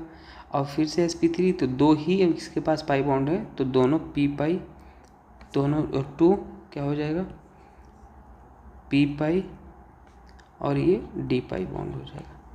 ठीक है, तो ऑप्शन नंबर C करेक्ट हो जाएगा, ये वाला 3p पाई SO3 वाला। ठीक है, इनकरेक्ट पूछा था क्या, मेंशन इज इनकरेक्ट पूछा था। हाँ भाई इनकरेक्ट मत भूलना, इनकरेक्ट पूछा था। अभी कोई कमेंट करने लग जाएंगे, है ना, तो कभी कभी छोटी मोटी मिस्टेक हो जाती है दोस्तों, तो आप वो समझ जाया करो थोड़ा सा। कभी कभी जैसे इनकरेक्ट पूछ लिया और बच्चे ध्यान नहीं देते, कमेंट करने लगते हैं सर आपने वो लगा दिया हो, तो थोड़ी मोड़ी गलती कभी हो जाए तो मुझे माफ़ करना और कमेंट कर देना, हम देख लेंगे। ठीक है, मतलब हाँ, चलो आगे देखते हैं। नेक्स्ट क्वेश्चन है कोऑर्डिनेशन का। भाई बोला है which of the following complexes is expected to have lowest delta O value. तो देखो जो CFSC होता है, सबसे पहले याद रख लो, is directly proportional to delta O, और वो डायरेक्टली होता है एनर्जी, और एनर्जी होता है लैम्डा। तो इसमें से कोई भी बात आपसे पूछी जा सकती है, डेल्टा ओ, ऑक्टाहेड्रल एनर्जी, लैम्डा, वेवलेंथ, कुछ भी। ठीक है, और ये डेल्टा ओ कैसे, नेक्स्ट क्या फैक्टर होता है, 5D सीरीज़ के एलिमेंट है, उसका ज़्यादा होगा 4D और फिर 3D हो जाएगा। ठीक, ये हो गया। तो नेक्स्ट अगर हम देखते हैं which of following complexes is expected to have lowest value of delta O. तो देखो कहीं ना कहीं जो, अगर हम स्ट्रॉन्ग फील्ड लिगेंड देखें, स्ट्रॉन्ग फील्ड लिगेंड का ऑर्डर इसमें देखें तो NH3 कहीं ना कहीं स्ट्रॉन्ग होता है कंपेयर टू फ्लोरीन, तो इसका डेल्टा ओ भी ज़्यादा हो जाएगा और इसका डेल्टा लो हो जाएगा। तो एक ही ऑप्शन है, बहुत ही सरल सा, इसका डेल्टा D वाला क्लियर हो जाएगा। ठीक है, बाकी तो कुछ देखने की ज़रूरत ही नहीं थी। नेक्स्ट है कि विच of the following isomerism is not present in complex इतना। ठीक है, तो अगर अपने पास ये कौन से फॉर्मेट का गिवन है, पहले इसे बनाओ। ये गिवन है CONH3 और SCN ट्वाइस Br है, तो ये क्या हो जाएगा MA4B2, ये गिवन है। अगर ये गिवन है इस टाइप का, तो ये वाला ऑप्टिकल आइसोमेरिज्म नहीं शो करता, ऑप्टिकल आइसोमेरिज्म नहीं शो करता, ये याद रख लो। डिटेल में पढ़ना है तो कोऑर्डिनेशन का पूरा लेक्चर है, जाके देख लो आप। ठीक है, तो ये फॉर्मेट याद रख लो, अगर ये गिवन है तो ऑप्टिकल आइसोमेरिज्म नहीं शो करेगा। ठीक, चलो, ऑप्टिकल आइसोमेरिज्म शो होने के लिए प्लेन ऑफ सिमेट्री एब्सेंट होना चाहिए, या सेंटर ऑफ सिमेट्री एब्सेंट होना चाहिए। विच of the following set of compound constitutes only disaccharide. तो डाइसैकेराइड जो होते हैं, अब ये सब चीज़ें थोड़ा सा याद करने वाली हैं, मैं जैसे बोल रहा हूँ इनको याद कर लेना। और सुपर 45 आप ज़रूर देख लो जो नहीं देखे हैं हर चैप्टर के, माल्टोस, लैक्टोस, जो 2 to 10 यूनिट देते हैं ऑन हाइड्रोलिसिस, वही होते हैं डाइसैकेराइड। सुक्रोस, ये सभी क्या होते हैं, डाइसैकेराइड हो गए। तो ऑप्शन नंबर कौन सा दिख रहा है, सेकेंड करेक्ट हो जाएगा। इसमें देख लेते हैं क्या बोला था कि match the first column to the second. ठीक है, देख लेते हैं, ऑक्सीडेशन स्टेट बोला। तो देखो हमें निकालना क्या है, कोबाल्ट पे, तो सीधी सी बात है, अगर इसको आप ब्रेक करके लिखो या ऐसे ही रहने दो, हमने पोटेशियम का कितना है 3 है, किसका निकालना है, कोबाल्ट का, X मान लो। ऑक्सीलेट पे चार्ज कितना होता है, इस पे चार्ज और -2 होता है, याद रखो। तो एक -2 होता है, और कितने हैं ये 2 है। और एक क्लोरीन पे -1 होता है, 2 है, टोटल न्यूट्रल 0। तो यहाँ पे अगर आप देखोगे तो 2 x की वैल्यू कितना आ जाएगा, ध्यान से देखना, 4 और 2 6 -3, ये आ गया +3। तो कोबाल्ट पे कितना चार्ज आएगा, +3 आ जाएगा। ठीक है, सिंपल। और दूसरा है अपने पास Pt(C2H4Cl3 नेगेटिव। तो ये क्या हो जाएगा, इसको मान लो x और ये न्यूट्रल होता है, इस पे चार्ज कितना 0, क्लोरीन पे -1, 3 क्लोरीन है, ओवरऑल चार्ज कितना है -1। तो x बराबर कितना हो जाएगा, +2 आ जाएगा, +2 आ जाएगा। ठीक है, और नेक्स्ट है, तो यहाँ पे निकालेंगे आयरन का x मान लो, वाटर पे 0 होता है न्यूट्रल, और ये NO पे +1 होता है, और सल्फेट टोटल लगा देखोगे तो ये हो जाएगा -2 हो जाएगा। ठीक है, ये 0, तो x बराबर अपने पास कितना हो जाएगा, -2 +1 आ जाएगा। तो यहाँ पे आयरन पे क्या है, +1 है। ठीक है, और एक और रह जाता है NiCO4। तो NiCO4 क्या हो जाएगा, ये x है और ये 0 है न्यूट्रल लिगेंड, तो ये आ जाएगा, ओवरऑल x वैल्यू 0 आ जाएगा। तो मैच करा लो, K3 है अपने पास, वो कितना आ जाएगा, +3 आ जाएगा। Pt वाले पे अपने पास +2 आ जाएगा, और Fe वाले पे इतना आ जाएगा, और ये वाला ऊपर चला जाएगा। तो A का अपने पास था R, एक R कहीं दिख रहा है, A का R है, और B का S, A का R, B का S, ऑप्शन नंबर 4 करेक्ट है, देख लेना आप। ठीक है, ऑप्शन कौन सा है। तो ये सरल सवाल है, ये याद रख लेना, बस आपको न्यूट्रल लिगेंड और वो सब चीज़ें पता है तो कर ले जाओगे। नेक्स्ट है अपने पास इतना, नंबर ऑफ स्टीरियो आइसोमर। तो स्टीरियो आइसोमर आप कैसे निकालोगे, मैं आपको बता देता हूँ। तो यहाँ पे सबका ना एक पैटर्न है, सबका एक पैटर्न है, और ये आपको रटना ही पड़ेगा। मैं आपको दिखा देता हूँ, कोऑर्डिनेशन चैप्टर हमने जो पढ़ाया था वहाँ पे पूरा लिखा है, लास्ट में स्टीरियो आइसोमर पूरा कौन कितने करते हैं, कितना शो करेगा, एक टेबल ही गिवन है, तो वहाँ से आप देख लोगे ना, कोई दिक्कत नहीं है। ये नहीं, ये ज्योमेट्रिकल आइसोमेरिज्म, स्टीरियो का मिल जाए जल्दी से टेबल, ये रहा नंबर ऑफ स्टीरियो आइसोमर। ठीक है, ये रहा। तो जैसे देखो Ma3B3 टाइप है तो वो 2 करेगा डायरेक्ट ही है, और एक MABC2 टाइप था, तो ये पैटर्न फॉर्मेट याद रख लो, डायरेक्ट कौन सा क्या करेगा। ठीक है, तो यहाँ पे अकॉर्डिंग टू डाटा आप देखोगे तो ये 2 करेगा। ठीक है, स्टीरियो आइसोमर, स्टीरियो मतलब ज्योमेट्रिकल और ऑप्टिकल दोनों, ये भी 2 करेगा, और ये अपने पास Ma3 टाइप था तो ये भी 2 करेगा, और x प्लस तीनों को सम कर लोगे तो आपके पास 6 आंसर आएगा। तो ये इंपॉर्टेंट रोल था, आपको याद रख लेना इस फॉर्मेट में कितने पॉसिबिलिटी होंगी, क्योंकि आप बनाने बैठोगे तो गलत हो सकता है। मैंने लिस्ट भी दे दिया है, आप मेंटरशिप ग्रुप वगैरह ज्वाइन कर लो, सब कुछ मिल जाएगा PDF वगैरह। ठीक, अब ये तो हलवा ही सवाल है, ऐसे एक आख हलवे सवाल भी एग्ज़ाम में होते हैं। तो बोला if number of proton in A2 - R 16। ठीक है, तो हमें पता है E = P = Z होता है, प्रोटॉन आपको गिवन है 16, तो इलेक्ट्रॉन भी कितने हो जाएंगे 16, और ये Z भी अपने पास 16 हो जाएगा। ठीक है, ध्यान से देखना, बोला है then the number of electron in Al3+, तो Al3+ मतलब 3 इलेक्ट्रॉन रिमूव हो जाएंगे, 3 इलेक्ट्रॉन को रिमूव कर देना। तो इलेक्ट्रॉन पहले कितने थे 16, और 3 रिमूव हो जाएंगे, बचेंगे कितने 13 आंसर। तो ऑप्शन नंबर ये करेक्ट सही हो जाएगा। नेक्स्ट देख लेते हैं, नेक्स्ट है असर्शन रीजन में बोला है कि photon has both momentum and wavelength. तो अकॉर्डिंग टू हम बोल सकते हैं de Broglie hypothesis, photon exhibit both wave like and particle like properties, और मोमेंटम भी हमें पता होता है कितना कि P = h/λ होता है। ठीक है, तो ये सही है कि both first statement true, and it is because a photon shows the dual nature of the particle. हाँ भाई, तो फोटोन ड्यूअल नेचर शो करता है, ऑप्शन नंबर 3 करेक्ट हो जाएगा। R is the correct explanation of A। ठीक है, λ = h/mv। समझ पा रहे हो ना भाई, ये कैसे लिखा, अरे λ = h/mv लिख दो, मोमेंटम क्या होता है, फिजिक्स थोड़ा तो याद है, P इक्वल टू mv।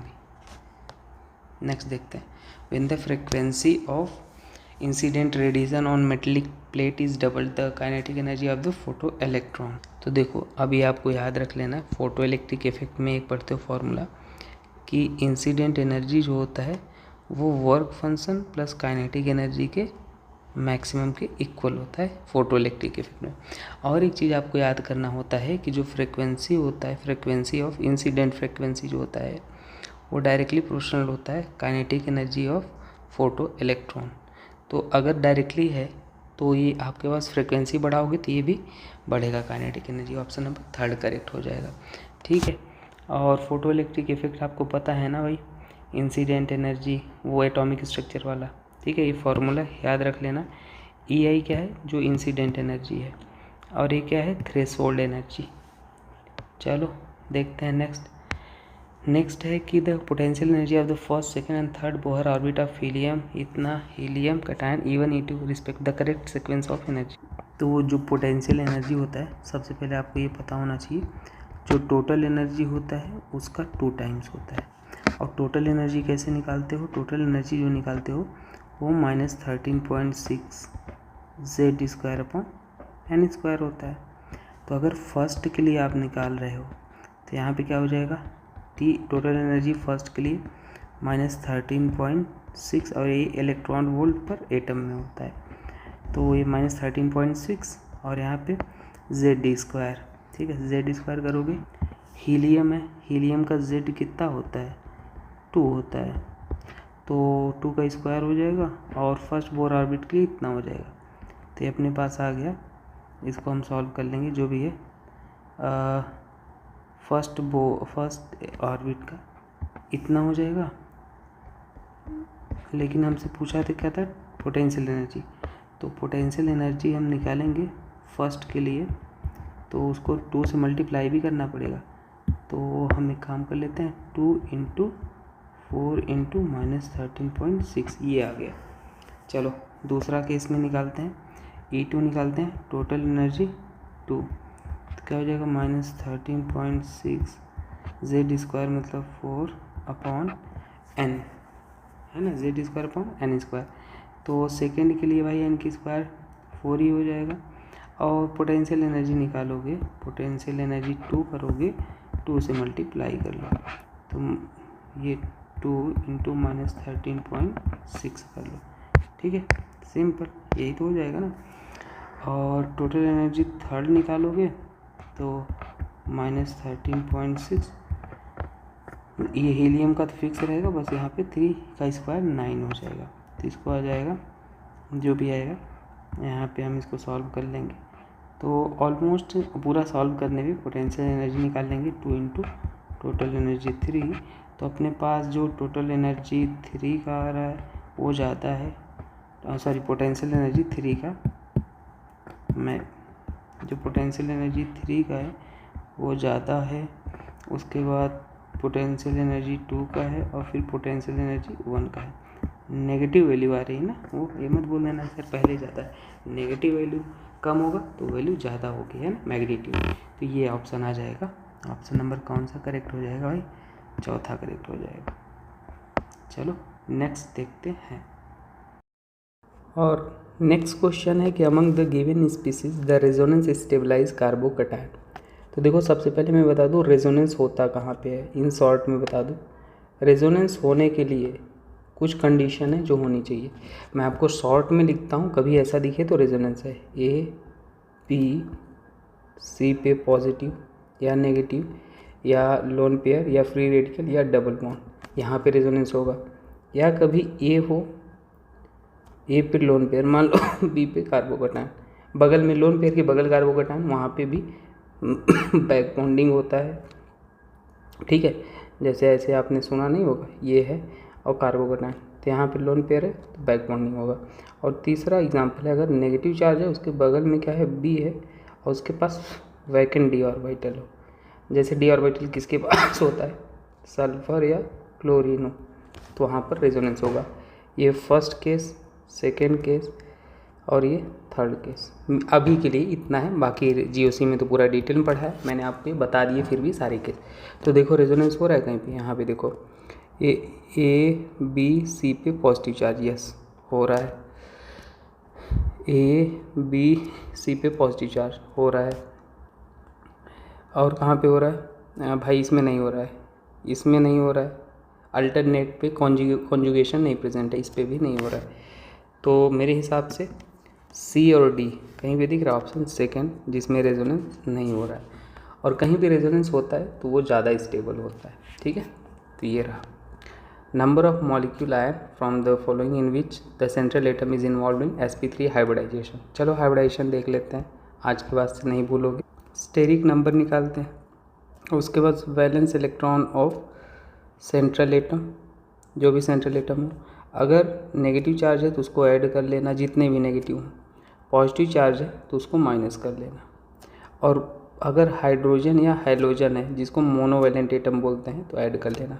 अगर ये मान लो 2 आता है तो sp3 आता है, तो sp2 4 आता है, तो sp3 5 आता है, sp3d ट्राइगोनल बाई पिरामिडियल 6 आता है, ऑक्टाहेड्रल। और भी मैंने बताया है, वो ट्रिक वाला आप वीडियो देख लेना।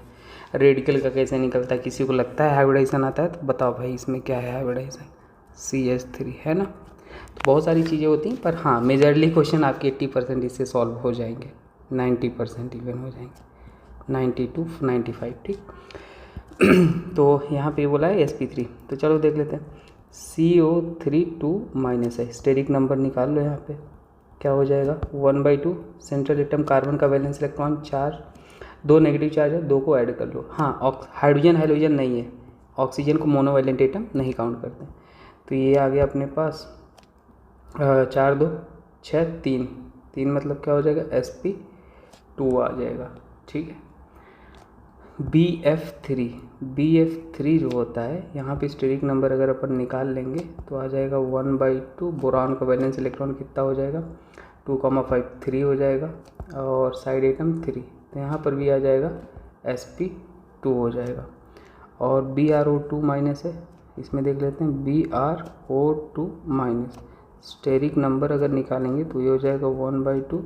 हाइड्रोजन जो होते हैं उनका वैलेंस इलेक्ट्रॉन 7, जो कम नंबर में होते हैं वही सेंट्रल एटम, एक नेगेटिव चार्ज है, ऐड कर लो। ऑक्सीजन को कोई मतलब नहीं है, तो ये क्या हो जाएगा 4 आ जाएगा, 4 मतलब sp3। अच्छा लोन पेयर का भी ट्रिक निकालना सिखा देता हूँ, ये आ गए हो यहाँ पे। तो जो स्टेरिक नंबर होता है उसको माइनस कर दो साइड एटम से, तो लोन पेयर आ जाता है। स्टेरिक नंबर 4 था, साइड एटम क्या था ऑक्सीजन 2, तो आ जाएगा 2 लोन पेयर सेंट्रल एटम पे, ठीक है। तो ये भी ट्रिक याद रख लो आप। और हम नेक्स्ट देखेंगे, अपने पास है BrO3 माइनस, तो यहाँ भी निकालेंगे स्टेरिक नंबर, तो ये अपने पास आ जाएगा 1/2, और ये 7 और एक 8। ऑक्सीजन कितना भी उससे मतलब थोड़ी है, तो ये sp3, तो केवल 2 हैं जो sp3 हैं, है ना, एक ये और एक ये, तो ऑप्शन नंबर सेकंड करेक्ट हो जाएगा। चलो नेक्स्ट देखते हैं। नेक्स्ट अपने पास है ये, बोला है कि 24 litre CO2 is produce on complete combustion, ठीक है, of 12 litre gases mixture of ethane and methane, heat evolve is. तो देखो ये गिवन है आपको कि 24 litre of CO2 is produce, ठीक है, इतना लीटर ऑफ CO2 प्रोड्यूस होता है on complete combustion of 12 litre of gases mixture, ethane और मेथेन का कंप्लीट कंबक्शन। तो ये इथेन का कंबक्शन करा दिया, बैलेंस करके लिख लो इसे, 3O2 2CO2 और 2H2O हो जाएगा, ठीक है। और बोला है इथेन का भी कंबक्शन हुआ और मेथेन का भी हुआ, तो आपके पास 24 लीटर CO2 प्रोड्यूस हो रहा है। तो मेथेन को भी बैलेंस करके लिख लेते हैं, 3 मेथेन वाला यहाँ पे ये कर लेते हैं 2, है ना, 2 हो गया, और 2H2 अब बैलेंस है। तो देखो हम इनिशियली मान लेते हैं इन दोनों के मिक्सचर से CO2 प्रोड्यूस हो रहा है, तो एक काम करते हैं, यहाँ पे हम इनिशियली मान लेते हैं कितना गिवन था, x गिवन था, और है ना टाइम 0 पे, और ये अपने पास 0 रहा होगा।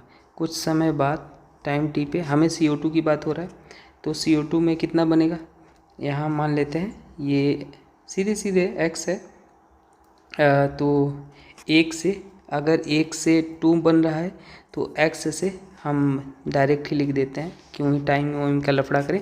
1 से 2 बन रहा है तो x से 2x बनेगा, बात ख़त्म कुछ समय बाद। ठीक, डायरेक्ट आप लिख लो इसको। तो इक्विलिब्रियम के जैसा भी आप सोच सकते हो, है ना, कि टाइम 0 पे x था, कुछ समय बाद हमारे पास जितना कम हुआ वही बनेगा। तो हमने 2x लिख दिया। और यहाँ पे हम मान लेते हैं क्या हो जाएगा, यहाँ पे हमारे पास गैसेस मिक्सचर ये 24 था, है ना, कितना दे रहा है 12, तो 12 माइनस एक्स हो जाएगा। क्यों हो जाएगा अभी मैं आपको समझाता हूँ। 12 माइनस एक्स, और एक से अगर एक बन रहा है CO2 तो इतने से कितना मिलेगा, 12 माइनस एक्स मिलेगा। देखो ये कि क्यों किया 12 माइनस एक्स, अभी आपको समझ आ जाएगा। 12 माइनस एक्स इसलिए किया क्योंकि आपको मिक्सचर गिवन है किसका, CH4 का और C2H4 का, और ये टोटल कितना गिवन है, ये गिवन है 12 लीटर। तो 12 लीटर आपके पास कैसे आएगा, इन दोनों को ऐड करो, 12 माइनस एक्स और C2x, ये किसके इक्वल हो जाएगा, x से x कट गया 12, तो इसलिए हमने ऐसे लिखा है। ठीक है, तो अगर हम इनके मिक्सचर ले रहे हैं, इनके मिक्सचर इन शॉर्ट में लिख लो। टोटल आप क्या को लिख सकते हो कि 24, है ना, CO2, इन दोनों के मिक्सचर से कितना CO2 मिल रहा है 24, और अपने पास क्या हो जाएगा 16। तो देखो यहाँ पे कितना है 2x, और यहाँ पे कितना है CO2 इतना, तो 24 से आप इसको देखोगे तो 12 माइनस एक्स, और ये क्या हो जाएगा प्लस 2x, तो ये 24, और यहाँ पे अपने पास इसको हम निकालेंगे तो प्लस ये 12 था, लिख लो 12 प्लस x हो जाएगा। ठीक है, 12 प्लस x हो गया, माइनस कर दें, और ये आपके पास CO2 है ना, टोटल CO2, ठीक, टोटल CO2 है, तो अपने पास ये आ गया, और x की वैल्यू आ जाएगी 12 आ जाएगा, 24 माइनस 12 कर देंगे, 12 आ गया। आगे देखो, और ये किस में आ रहा है, लीटर में आ रहा है ना, क्योंकि सारी वैल्यू आपको लीटर में ही दे रखी है। देखो, और हमें पता है हम मोल्स ऑफ मीथेन निकालें, हमें पता है PV इक्वल टू क्या होता है, nRT होता है। तो मीथेन के केस में हम निकालेंगे मोल्स ऑफ, जब मीथेन निकालेंगे तो PV अपॉन RT हो जाएगा। P क्या है, प्रेशर, 1 एटमॉस्फेरिक प्रेशर होता है, सिंपल, और R की वैल्यू PV, वॉल्यूम आपने कितना यहाँ पे निकाल लिया है। तो यहाँ पे एक शॉर्टकट हम लगाना चाहते हैं, शॉर्टकट से जाते हैं। PV इक्वल टू nRT से भी लगा सकते थे, लेकिन ऐसे शॉर्टकट सोचो कि यहाँ पे x इक्वल टू कितना आ रहा है, इन दोनों के मिक्सचर से CO2 कितना निकल रहा है, x बराबर 12 लीटर, और ये x हमने क्या माना था, केवल इथेन था। समझ पा रहे हो, मतलब कंक्लूजन ऑफ द स्टोरी ये है कि मतलब आप यहाँ पे जो x आ रहा है मैक्सिमम CO2, इन दोनों के मिक्सचर से कितना x ये निकल रहा है, x की वैल्यू जो आपने निकाला वो 12 आ गया, और x की वैल्यू यहाँ पे देखो ये x से 2x मिल रहा था, तो 12 से कितना मिलेगा, 12 से हो जाएगा 12 इंटू 2, और ये हो जाएगा कितना 24 लीटर हो जाएगा। समझना, 24 लीटर हो गया, और जैसे ही 24 लीटर हुआ यहाँ पे, मतलब ये 100% यहाँ पे जो कंबक्शन कराएगा वो 100% किसका हो रहा है भाई, 100% C2H4 हो रहा है, क्योंकि x की वैल्यू जो आ रही है वो 12 आ रही है इन दोनों के मिक्सचर से। ठीक है, और आपको ये कैसे आइडिया लगा, ऐसे सोचो ना, जो टोटल वॉल्यूम था वो कितना था, 12 लीटर था, है ना, तो टोटल वॉल्यूम 12 लीटर आ रहा, तो मतलब हमारे पास ये x भी था, x मतलब C2H4 का कंप्लीट कंबक्शन आप करा दो। तो यहाँ से काम कर लेते हैं, 12 लीटर को मोल भी निकाल लेते हैं, 12 लीटर, और हम इसको मोल में कन्वर्ट कर निकाल लेंगे, तो ये आ जाएगा 0.5, और यहाँ से डेल्टा H अगर हम निकालेंगे तो डेल्टा H क्या हो जाएगा, डेल्टा H अपने पास ये मोल इनटू, और जो कंबक्शन दे रखा है आपको C2H, क्योंकि मीथेन को तो आप इग्नोर कर दो, आप इससे वैल्यू नहीं, ये आपको दे रखा है इनटू मतलब मैग्नीट्यूड लो 400, और ये आ जाएगा 700 किलो जूल आ जाएगा, तो आंसर ये हो जाएगा। ठीक, वैसे ये क्वेश्चन थोड़ा सा हम ये बोल सकते हैं ट्रिकी था, और आपके मन में ये भी चल रहा होगा सर ये कैसे लिख लिया, तो एवोगैड्रो लॉ क्या कहता है, वॉल्यूम जो होता है डायरेक्टली प्रोपोर्शनल टू मोल होता है ना, तो उसके हिसाब से हमने लगा लिया। पर मैं आपको फिर से कहूँगा ये क्वेश्चन उतना इम्पोर्टेंट नहीं है, ठीक है। आपको अगर आता है तो आप इसको क्या करना, ये NCERT का क्वेश्चन है तो आप इसको एक तरीके से याद रख लो। कभी हम इसको और पढ़ाएंगे, डिमांड आएगा तो एकदम अच्छे से एक्सप्लेन कर देंगे सारी चीज़ें, ठीक है। अभी हम इसको, आप अगर आता आ गया तो अच्छी बात है, नहीं आया तो कोई दिक्कत नहीं है, ठीक है। इसको देखते हैं। और मैं तो कहूँगा ऐसे क्वेश्चन आएंगे तो आप एक बार ना बैलेंस करके सारे ऑप्शन एलिमिनेट करके देख लेना, पुट कर देख लेना, है ना। तो मान लो यहाँ पे पूछा what is the value of x, तो हम पुट करके देखते हैं, बैलेंस हो जा रहा है तो ठीक है। तो चलो, जैसे मान लो हम यहाँ पे 5 पुट करते हैं, ऑप्शन से चेक करेंगे ना। वैसे तो बैलेंसिंग का आइडिया होता है एसडिग मीडियम में कैसे करना है क्या नहीं, लेकिन हम ऐसे क्वेश्चन में कहेंगे फटाफट आप पुट करके बैलेंस कर लो। और 3I2 और 3H2O, तो चलो देख लेते हैं यहाँ पे। तो अपने पास आयोडीन यहाँ पे 1 2 आयोडीन था, आयोडीन 2 नहीं था, 5 इधर थी, 1 था, 6 आयोडीन था, ठीक है। इधर भी 3 दूना 6 आयोडीन है, बात ख़त्म, कोई दिक्कत की बात नहीं है।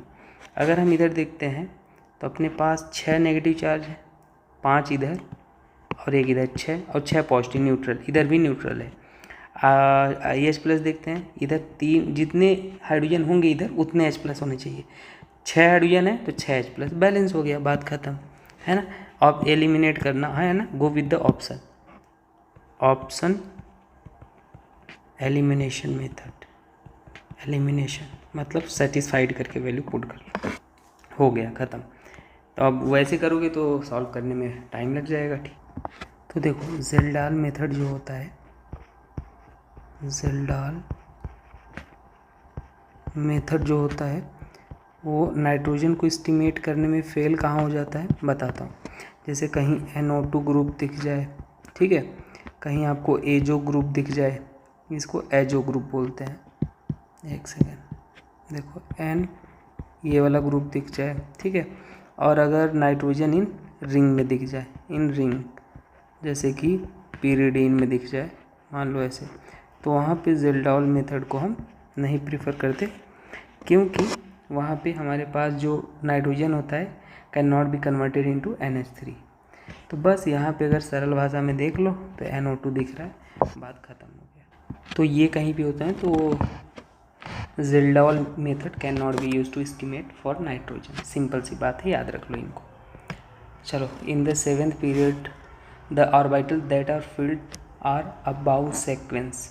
तो एक काम करते हैं अबाउ प्रिंसिपल के अकॉर्डिंग, है ना, कैसे इलेक्ट्रॉनों का फिलिंग होता है। तो एनर्जी आप निकालना आना चाहिए, एनर्जी के इंक्रीजिंग ऑर्डर में। तो एनर्जी होता है E=N+L। अगर मान लो N+L सेम आ जाए तो एनर्जी जो होता है वो N प्रिंसिपल क्वांटम नंबर के डायरेक्टली होता है। तो चलो हम यहाँ पे निकाल लेते हैं। मान लो रैंडम सा 7s ले लिए, यहाँ पे N की वैल्यू हम निकाल लेंगे, यहाँ पे L की वैल्यू, और 5F ले लेते हैं, 6D और 7P ले लेते हैं। चलो यहाँ पे N की वैल्यू 7, L की वैल्यू 0, ठीक है, क्योंकि L की value 0 1 2 3 S P D F, चाहे तो याद रख लो आप। यहाँ पे 5, F की वैल्यू 3 और 6, D की वैल्यू 2 और यहाँ पे 7, P की वैल्यू 1। तो N+L निकाल लो आप, यहाँ पे 7 आएगा, यहाँ पे 5 3 8 आएगा, यहाँ पे 6 2 8 आएगा, यहाँ पे 8 आएगा। तो देखो एक चीज़ तो कन्फर्म है, एनर्जी जो इलेक्ट्रॉनों का फीलिंग होता है एनर्जी की इंक्रीजिंग ऑर्डर होता है। तो सबसे ज़्यादा एनर्जी है, मतलब 7 वाला तो सबसे पहले आएगा, जो कि सब में गिवन है 7 वाला, तो इससे तो काम बनेगा नहीं। चलो अब इसमें कैसे देखोगे, तो N+L सेम है, लेकिन वैसे आप देखोगे तो एनर्जी किसका ज़्यादा है भाई, 7 सबसे ज़्यादा है ना। तो 7 को सबसे पहले मतलब 7P वाला आएगा, 7P यहाँ भी है, यहाँ भी है, यहाँ भी है, यहाँ भी। अब क्या लफड़ा करो, 5F और 6D में डिसाइड करो, तो 6 आएगा पहले, तो 6D इंक्रीजिंग ये है, और 5 ऑप्शन नंबर ये हो गया। तो ये रहा भाई जवाब, एनर्जी की इंक्रीजिंग ऑर्डर में पुट करते हैं। नेक्स्ट देखते हैं करेक्ट ऑर्डर ऑफ एसिडिटी।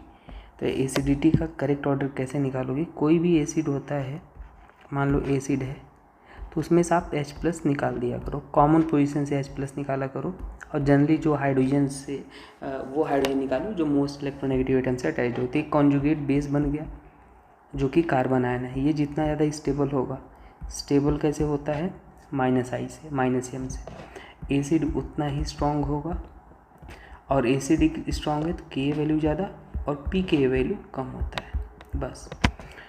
और कार्बन आयन को जो पसंद होता है -I, अगर हम देखोगे तो AsP अगर रेजोनेंस नहीं हो रहा है तो ये होता है ऑर्डर। तो यहाँ पे अगर आप नोटिस कर पा रहे हो तो देखो 2 ऑप्शन तो हटा दो पहले। यहाँ पे क्या है sp2 है ना, और यहाँ पे है sp, ये sp और ये sp3, तो ये ऑप्शन तो हट गया पहले। अब -I यहाँ ज़्यादा लग रहा है, वो देखो यहाँ पे क्या है sp है और फिर ये है sp2, चलो ये सीक्वेंस है और फिर है sp3, तो बस करेक्ट ऑर्डर ऑफ एसिडिटी आ गया सिंपल। मतलब CH ये वाला ज़्यादा हो जाएगा, ज़्यादा स्टेबल होगा। और कहोगे आपने H+ वगैरह तो निकाला नहीं, अगर ये आपको सोचने दिमाग में आ रहा है तो आप GOC देखो, फिर आपको जीरोस देखना है ना। H+ निकाल लो, अंडरस्टूड है, वो निकल गया H+। कार्बन आयन को आप चेक कर रहे हो, ठीक है। यहाँ sp है, यहाँ sp2 है और यहाँ sp3 है, तो ये हो जाएगा ऑर्डर। चलो नेक्स्ट देखते हैं, the set of Meta directing functional group. तो देखो मैं बताता हूँ, कभी बेंजीन रिंग है और उस पर इलेक्ट्रॉन विड्रॉइंग ग्रुप लगा है, इस पर इलेक्ट्रॉन विड्रॉइंग ग्रुप लगा है, तो ये अगर इलेक्ट्रोफाइल आता है कोई अटैक करने इस पर, तो कहाँ जाएगा मेटा, इस पोजीशन पे जाएगा। Electron withdrawing group Meta directing होते हैं।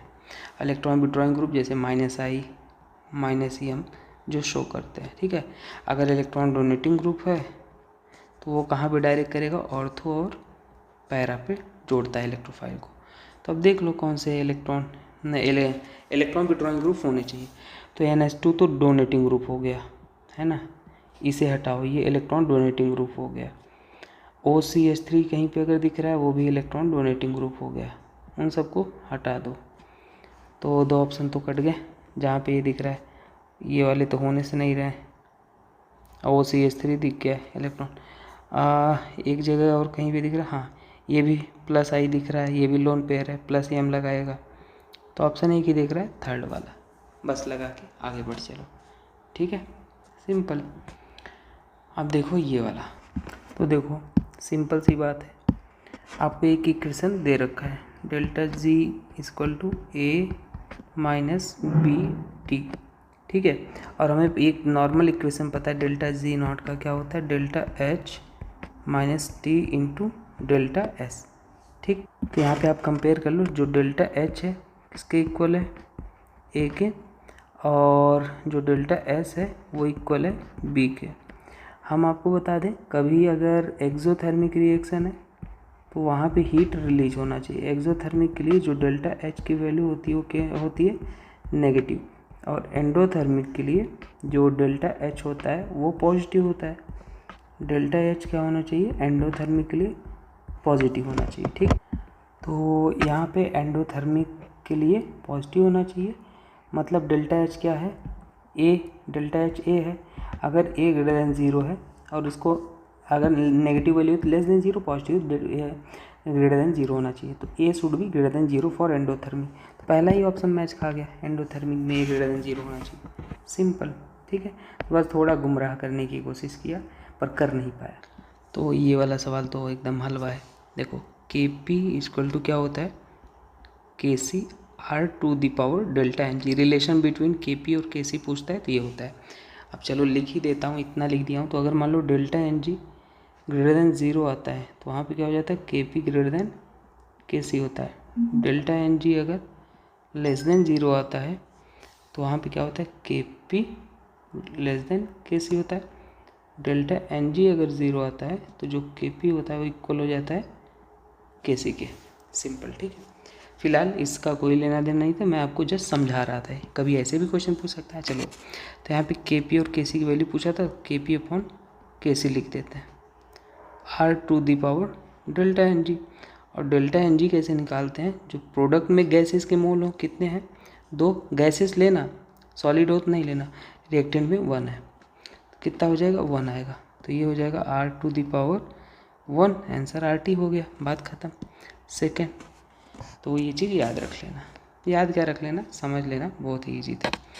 The correct order among the following for barium. चलो तो यहाँ पे चेक करते हैं एटॉमिक रेडियस। हाँ भाई, ये अल्कलाइन अर्थ मेटल है और टॉप टू बॉटम ग्रुप में जाने पे beryllium, magnesium, calcium, strontium, beryllium, shell number increase होते हैं तो यस साइज इंक्रीज होता है, इसमें कोई डाउट नहीं है। आयनाइजेशन एनर्जी ये एटॉमिक रेडियस है, इंक्रीज होता है, और इन जनरल बात करें आयनाइजेशन एनर्जी क्या होता है, डिक्रीज होता है, सीधी सी बात है ना। तो फर्स्ट और सेकंड भी हमें सही दिखते हुए नज़र आ रहे हैं। बेसिसिटी ऑफ हाइड्रोक्साइड तो इंक्रीज होता है, लेकिन यहाँ पे गलत दे दिया है, देखो ये बेरियम है ना, इसका ज़्यादा होना चाहिए लेकिन उल्टा दे दिया है, करेक्ट पूछा। थर्मल स्टेबिलिटी देखो, थर्मल स्टेबिलिटी कैसे, बेरिलियम है स्मॉल और कार्बोनेट सब में गिवन है, ये है लार्ज। तो बताओ अच्छी बॉन्डिंग हो पाएगी, ओवरलैपिंग अगर बॉन्ड बनाएंगे नहीं, या तो भाई अमीर अमीर हो या तो गरीब गरीब हो, स्मॉल लार्ज क्या होता है, इसमें अच्छी दोस्ती नहीं हो पाएगी। तो थर्मल स्टेबिलिटी होने के लिए स्टेबल कौन होना चाहिए, सबसे बड़ा साइज बेरियम वाला अगर कार्बोनेट के साथ होता तो ये मोस्ट स्टेबल होता है, ये स्टेबल होता सबसे ज़्यादा। यहाँ पे तो इसको बोल दिए, तो मेरे हिसाब से जो ऑप्शन होना चाहिए ए और बी ओनली होना चाहिए, ठीक है, वही करेक्ट है। चलो नेक्स्ट देखते हैं, लाइमन सीरीज और क्या है, बाल्मर सीरीज। तो इसमें अगर आप देखो तो देखो याद रख लो, जो लाइमन होता है वो कहाँ पे लाई करता है, वो यूवी रीजन में लाई करता है। जो बाल्मर होता है, ये याद करने वाली बात है, बाल्मर वाला विजिबल रीजन में लाई करता है, और जो पाश्चन होता है, पाश्चन वो इंफ्रा आईआर रीजन में लाई करता है। मैच करा लो जो भी ऑप्शन हो, थर्ड मैच कर रहा है, थर्ड करा दो, ठीक है। लाइमन देखो ये भी बना भी देता हूँ, अब ये स्टार्ट हो गया तो इसको भी बता दो। देखो लाइमन, बाल्मर, पाश्चन, इनफाइनाइट, फिर ब्रैकेट पी फंड आएगा। तो देखो अगर मैं बोलूँ कि मैक्सिमम एनर्जी, अगर मैं बोलूँ ई maximum for Lyman, maximum for Lyman just आया तो बता दिया। तो इनफाइनाइट से कहाँ से, ये मान लो ये है 1 2 3 इनफाइनाइट, तो मैक्सिमम एनर्जी कहाँ से, जितना ज़्यादा चलेगा उतना इनफाइनाइट से 1 पे होगा। और अगर लैम्डा मिनिमम पूछें सेम लाइमन के लिए तो इनफाइनाइट से 1 हो जाएगा, ऐसे बाल्मर के लिए पूछे तो इनफाइनाइट से 2, है ना, ये 1 से हो रहा है। तो सो ऑन, ऐसे आप याद रख लेना, जस्ट इन्फॉर्मेशन बता दिया। बोला choose the correct option for free expansion. देखो फ्री एक्सपेंशन नाम लिया, फ्री एक्सपेंशन नाम लिया मतलब पी एक्सटर्नल क्या हो जाता है, जीरो। वैक्यूम में पी एक्सटर्नल जीरो, और पी एक्सटर्नल जीरो तो डब्लू क्या होता है, minus P external into delta we, W भी अपने पास आ गया, ज़ीरो आ गया। और अगर डब्लू ज़ीरो हो गया तो अपने पास क्यू भी क्या हो जाता है भाई। तो यहाँ पे क्या बोला है, ideal gas into W zero हो गया, तो यहाँ पे सिंपल आप बोल सकते हो इंसुलेटेड हो जाता है ना, सिंपल से याद रखो। फ्री एक्सपेंशन में क्या होता है, इनटू वैक्यूम में एक्सटर्नल प्रेशर जीरो हो जाता है, डब्लू जीरो हो जाता है, इंसुलेटेड गिव्स क्यू जीरो हो जाएगी, इंसुलेटेड मटेरियल। और अपने पास हेंस डेल्टा यू भी अपने पास जीरो हो जाएगा, क्योंकि डेल्टा यू फर्स्ट लॉ क्या कहता है, delta U equal to Q plus W. तो आपको डब्लू जीरो हो गया, क्यू जीरो हो गया, तो डेफिनेटली डेल्टा यू भी अपने पास जीरो हो जाएगा। तो ऑप्शन नंबर कौन सा करेक्ट हो जाएगा भाई, option number third is the right answer, ठीक है। चलो आगे देखते हैं, सॉल्युबिलिटी वाला क्वेश्चन आ गया, क्या बोला है A2B3, तो ये भी इजी क्वेश्चन होता है। A2B3 है और इसको आप डिसोसिएट करके लिख लो। तो यहाँ पे कैसे डिसोसिएट होगा, ये अपने पास हो जाएगा 2A प्लस और ये क्या हो जाएगा 3B माइनस, ठीक है। और हम यहाँ पे सॉल्युबिलिटी कैसे लिखते हैं ध्यान से, मान लो यहाँ पे हमने ये के हम निकालेंगे तो ये क्या हो जाएगा, सॉल्युबिलिटी जैसे नहीं लिखते थे, तो यहाँ पे कॉन्सेंट्रेशन मान लो सी था तो सी हो जाएगा, और जो स्टोइकियोमेट्री उसको पावर में लगा लो, यहाँ पे 3 इंटू सी हो जाएगा, जो स्टोइकियोमेट्री है पावर में लगा लो, और के इक्विलिब्रियम लिख दो सीधे सीधे। के इक्विलिब्रियम क्या हो, जैसे सॉल्युबिलिटी लिखते थे, ये हो जाएगा 4C² और 27C क्यूब। तो के इक्विलिब्रियम हो जाएगा 27, 4 से 28 और 10 और ये C5 हो जाएगा। और यहाँ पे C5 बराबर क्या हो जाएगा, के इक्विलिब्रियम 108 और C इक्वल टू क्या हो जाएगा, के इक्विलिब्रियम 108 और क्या हो जाएगा 1⁵। ख़त्म कहानी। तो ये अपने पास कौन सा मैच कर रहा है, और ऐसे आंसर नहीं आ रहा है, हमें दूसरे तरीके से सॉल्व करना पड़ेगा। इक्विलिब्रियम बोला था ना, मैं सोच रहा था जुगाड़ लग जाएगा, पर कोई बात नहीं। मुझे थोड़ा सा लॉन्ग कटअप सॉल्व करना पड़ेगा क्योंकि इक्वेशन गिवन है। चलो कर लेते हैं, कोई दिक्कत नहीं है। A2B3 गिवन है तो इसको हम ब्रेक करके लिख लेते हैं 2A प्लस। अच्छा, यहाँ सॉल्युबिलिटी की बात नहीं किया है, पर मैं सोच रहा था कुछ तो मिलता जुलता आंसर आ जाएगा, पर कोई नहीं। आपको एग्ज़ाम में ऐसे नहीं करना, ठीक है, फिक्स याद होना चाहिए।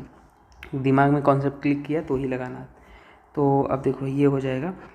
और इनिशियली हमारे पास यहाँ पे जब आयनिक इक्विलिब्रियम हमने पढ़ाया था तो आपको बताया था ये क्या था, इनिशियल 0 C और ये 0 ये 0। कुछ समय बाद हमारे पास C अल्फ़ा ये डिसोसिएट हुआ और ये C अल्फ़ा बनेगा और ये भी C अल्फ़ा बनेगा, ठीक है। और C अल्फ़ा बनेगा तो यहाँ पे आप स्टोइकियोमेट्री जो है उसको नहीं भूलना, 2 और ये 3C अल्फ़ा, ठीक है। यहाँ पे ये जो था ये तो बनेगा ही प्रोडक्ट में, और स्टोइकियोमेट्री को आपको लिख लेना है। अब जब के इक्विलिब्रियम आप लिखते हो, कैसे लिखते हो, कॉन्सेंट्रेशन ऑफ प्रोडक्ट।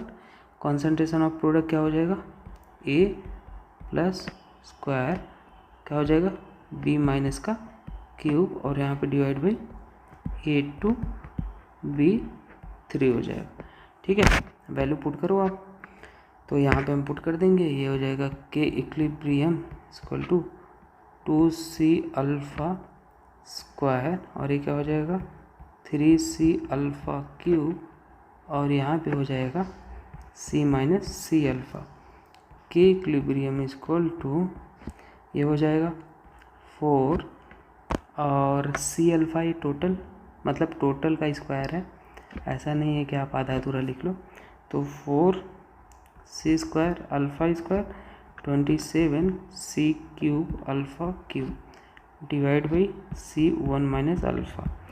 तो हमारे पास अल्फ़ा क्या है, वेरी स्मॉल है, बहुत ज़्यादा स्मॉल है, तो 1 माइनस अल्फ़ा लगभग 1 के बराबर लेंगे, जैसे वॉस्टवाल डाइल्यूशन लॉ में लेते थे। तो इसलिए हमारे पास के इक्विलिब्रियम जो हम अब लिखेंगे तो लगभग क्या हो जाएगा 108 CP⁴, और ये अल्फ़ा 5 हो जाएगा, और अल्फ़ा 5 बराबर हो जाएगा, सरल ही था, के इक्विलिब्रियम 108 C⁴, और अल्फ़ा बराबर हो जाएगा के इक्विलिब्रियम और 108 C⁴, और यहाँ पे जो पावर होता है उसको 1/, में लिख लेते हैं।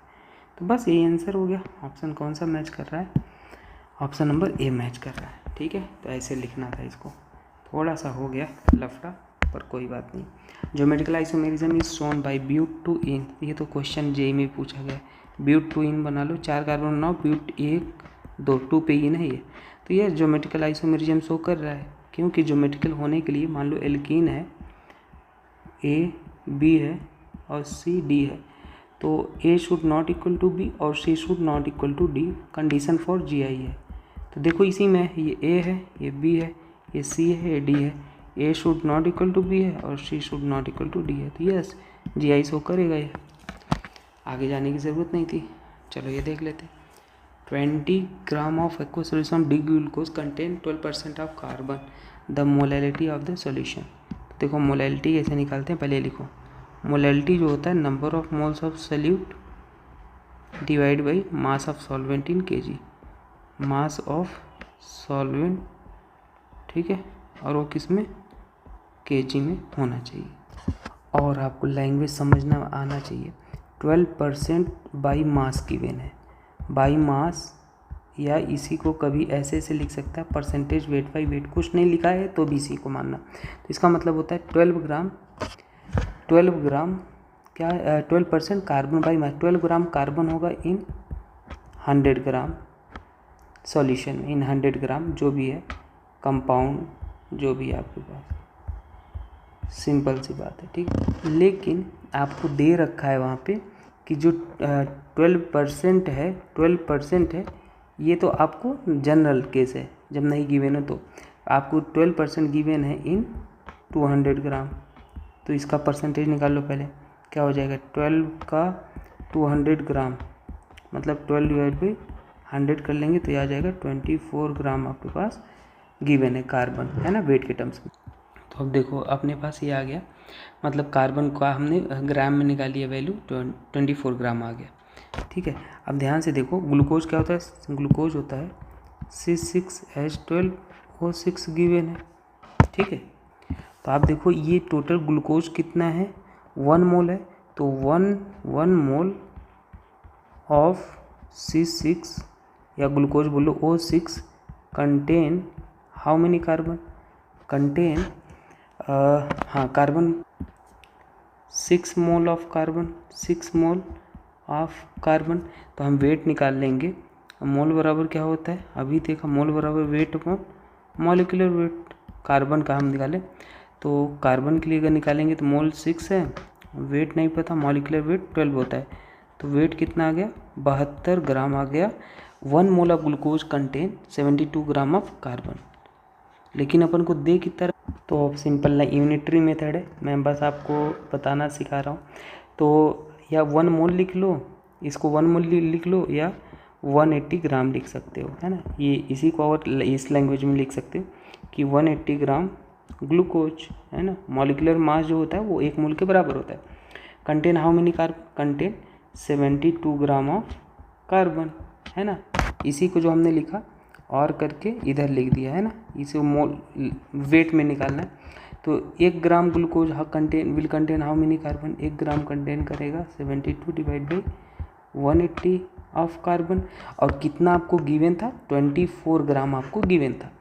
तो 24 ग्राम, है ना, जो हो जाएगा कितने, तो 24 ग्राम कार्बन में ग्लूकोज का पूछा है तो हम इसको ऐसे भी लिख सकते हैं 72 upon 180 gram of carbon will contain how many glucose, will contain 1 gram glucose, 1 gram glucose. समझ, या जो भी पूछता है उसको राइट साइड लिखते हैं, तो हम इधर से ही कर देते हैं। देखो ये तो अगर हमारे पास कार्बन गिवन था ना, तो हम एक काम कर लेते हैं, ऐसे लिखते हैं 72 ग्राम ऑफ कार्बन से कितना ग्लूकोज मिल रहा है, 180 ग्राम ग्लूकोज में है ना, 180 ग्राम।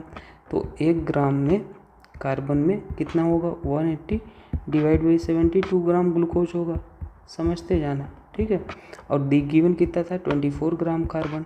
तो यहाँ क्या हो जाएगा, 24 मल्टीप्लाइड बाई यूनिटरी मेथड है कुछ नहीं, 180 डिवाइड बाई 72 ग्राम। तो इसको सॉल्व कर लिए तो ये आ गया 60 ग्राम आ गया, ग्लूकोज आ गया, 60 ग्राम ग्लूकोज आ गया। भाई ये आ गया, अभी हमने 24 ग्राम के रिस्पेक्ट में निकाला है, तो इतना आ गया ग्लूकोज होगा 60 ग्राम, ठीक है। अब इसको हम मोल निकाल लेते हैं, moles of glucose, moles of glucose, weight upon molecular weight आ गया 60, मॉलिक्यूलर वेट 180 होता है। तो ये आ जाएगा 0.333 मोल आ जाएगा, ठीक है। अब देखो हमें मास ऑफ सॉल्वेंट निकालना है, मास ऑफ सॉल्वेंट, क्योंकि सॉल्वेंट चाहिए ना मोलैलिटी निकालने के लिए। मास ऑफ सॉल्वेंट क्या हो जाएगा, टोटल मास माइनस सल्यूट का मास, मास ऑफ ग्लूकोज, है ना। सॉल्यूट और सॉल्वेंट मिलके सॉल्यूशन बनाते हैं, तो इसको हम निकालेंगे। तो अपने टोटल मास आपको गिवन था 200 और ग्लूकोज का आ गया कितना आपने निकाला 60, है ना। टोटल गिवन था सवाल में भाई 200, वो पढ़ लो, टोटल 200 ग्राम। तो ये अपने पास आ जाएगा 200 माइनस 60 करेंगे तो 140 आ गया। ये किस में आ गया, ग्राम में आ गया। लेकिन हम जब मोलैलिटी निकालते हैं तो केजी में होना चाहिए।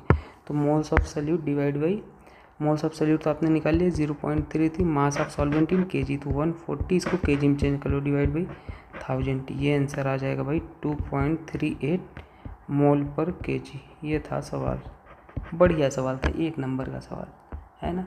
मोलैलिटी का थोड़ा सा घुमा फिरा कर आपसे पूछा था। तो चल अच्छा, ये स्टेप ये आप नहीं कर सकते थे, यहाँ से करना था, है ना, वो मैंने इसको भी बता दिया। आप डायरेक्ट इसको 1 मोल को हमने 180 ग्राम लिख लिया, है ना। मॉलिक्यूलर वेट कोई भी कंपाउंड एलिमेंट उसका मॉलिक्यूलर वेट 1 मोल के बराबर होता है। चलो इसको देखते हैं। तो इस सवाल को कर लेते हैं, हाइड्रोकार्बन चैप्टर में पढ़ाते हैं। तो n हेक्सेन गिवन है, समझना। n हेक्सेन मतलब 6 कार्बन बना लो आप सीधे सीधे। n हेक्सेन गिवन है और इसकी रिएक्शन किससे होती है, पहले स्टेप में V2O5। तो ये एरोमेटाइजेशन कर देता है ना, जो टेम्परेचर मैं नहीं लिखा हूँ एरोमेटाइजेशन कर देता है। अगर ये मॉलिबेडनम भी लिखा हो तो भी, तो ये बना लेगा सीधे सीधे बेंजीन बना लेगा। जैसे ही बन गया बेंजीन, आपको नेक्स्ट स्टेप में गिवन है क्या, Friedel craft alkylation reaction, C2H5Cl और वो भी AlCl3 के साथ। तो ये लोन पेयर है, ये वैकेंट ऑर्बिटल है, ये अटैक कर लेगा यहाँ, तो क्या हो जाएगा C2H5Cl और ये हो जाएगा AlCl3 नेगेटिव, ये टूट के बाहर निकल गया और आपके पास इलेक्ट्रोफाइल C2H5 ये प्लस हो गया इलेक्ट्रोफाइल।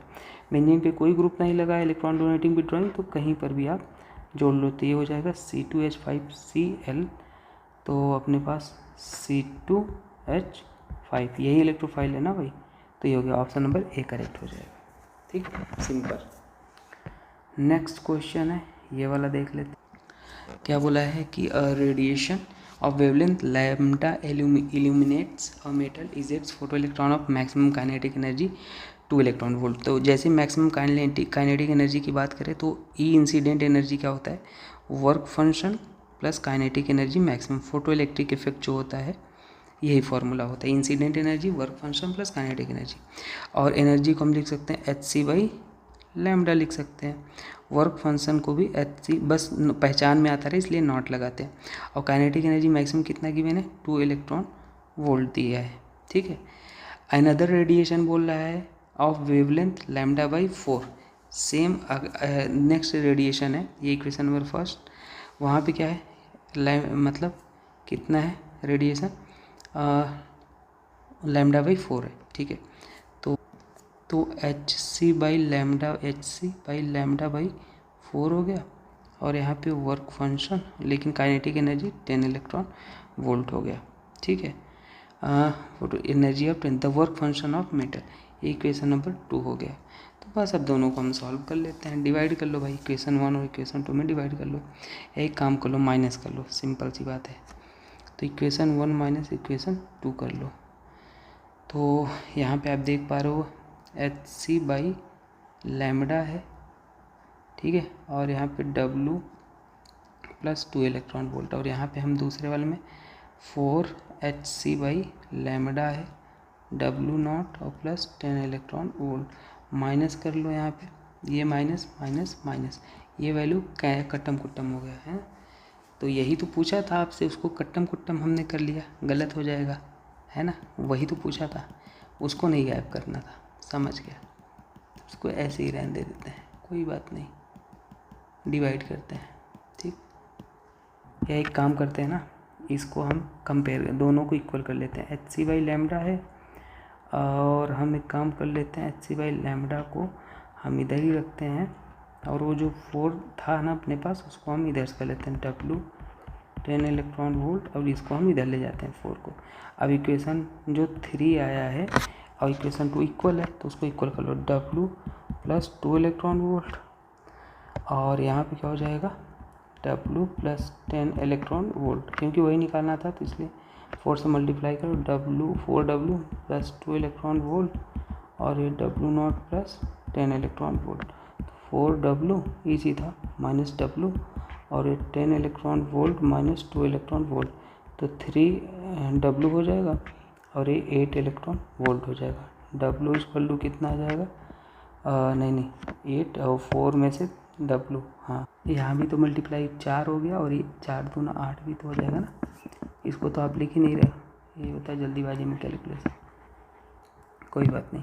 तो 4W0 - W, और ये क्या हो जाएगा 10 इलेक्ट्रॉन वोल्ट -8 इलेक्ट्रॉन वोल्ट, तो ये कितना हो जाएगा 3W0, और ये कितना हो जाएगा 10 में 7 2 इलेक्ट्रॉन वोल्ट, और W0 बराबर कितना हो जाएगा 2/3 इलेक्ट्रॉन वोल्ट। आंसर आ गया, ये रहा भाई जवाब, मस्त सवाल था ये।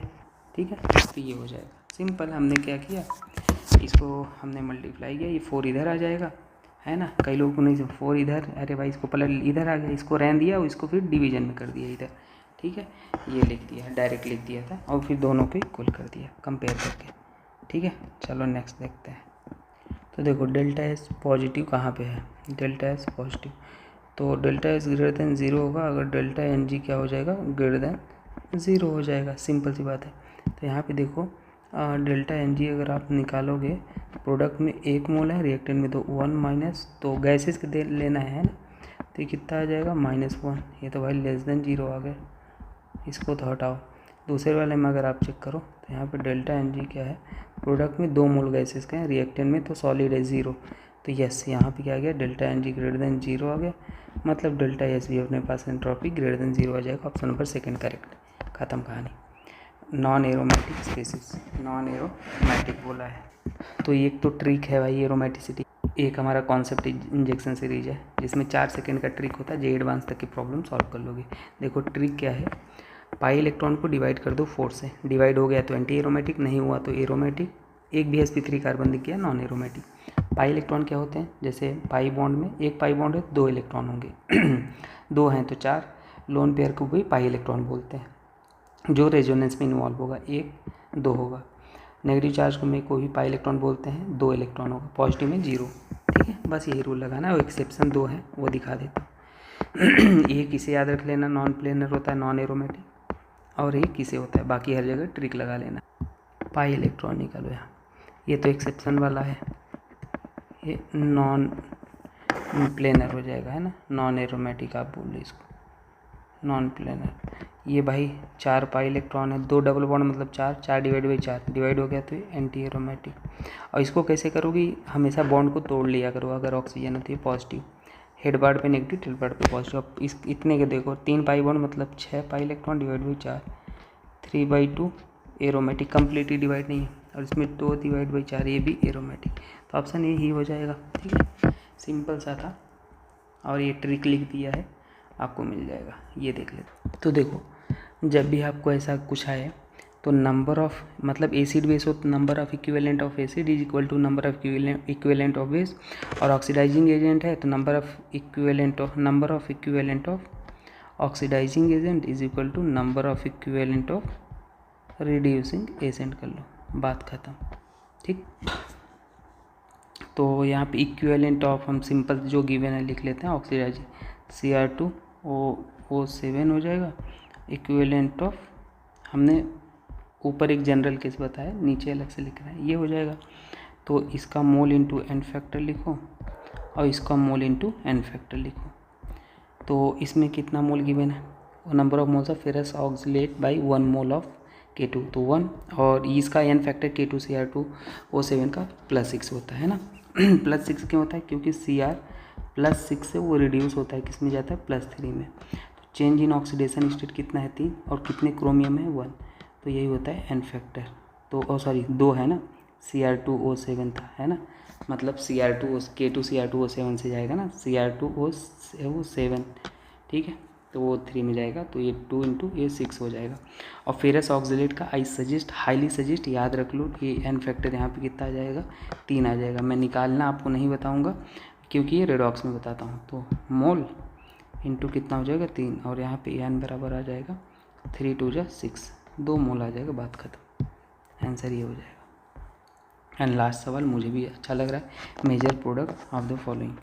तो मेजर प्रोडक्ट अगर आप निकालोगे, समझना, तो यहाँ पे आप क्या करोगे, HBr है, ये गिवन है, तो मार्कोनिकॉफ रूल, मतलब कार्बोकेटाइन 2 जगह आप बनाओगे जहाँ डबल बॉन्ड होता है, यहाँ पे बनाओगे कार्बोकेटाइन, ये 3 डिग्री होगा, यहाँ पे बनाओगे 1 डिग्री होगा। तो कार्बोकेटाइन की स्टेबिलिटी का ऑर्डर 3 डिग्री, 2 डिग्री, 1 डिग्री, तो जहाँ पे स्टेबल कार्बोकेटाइन बने ना, वहाँ पे आप जोड़ लिया करो Br को, तो Br यहाँ पे जुड़ जाएगा, बात खत्म। ठीक है, और रीअरेंजमेंट कराना हो तो करा दिया करो वहाँ पे। तो ये रहा सवाल, और अगर H2O2 गिवन होता तो वहाँ पे एंटी मार्कोनिकॉफ रूल हो जाता। लिख ही देता हूँ, चलो उसको भी लिख लो।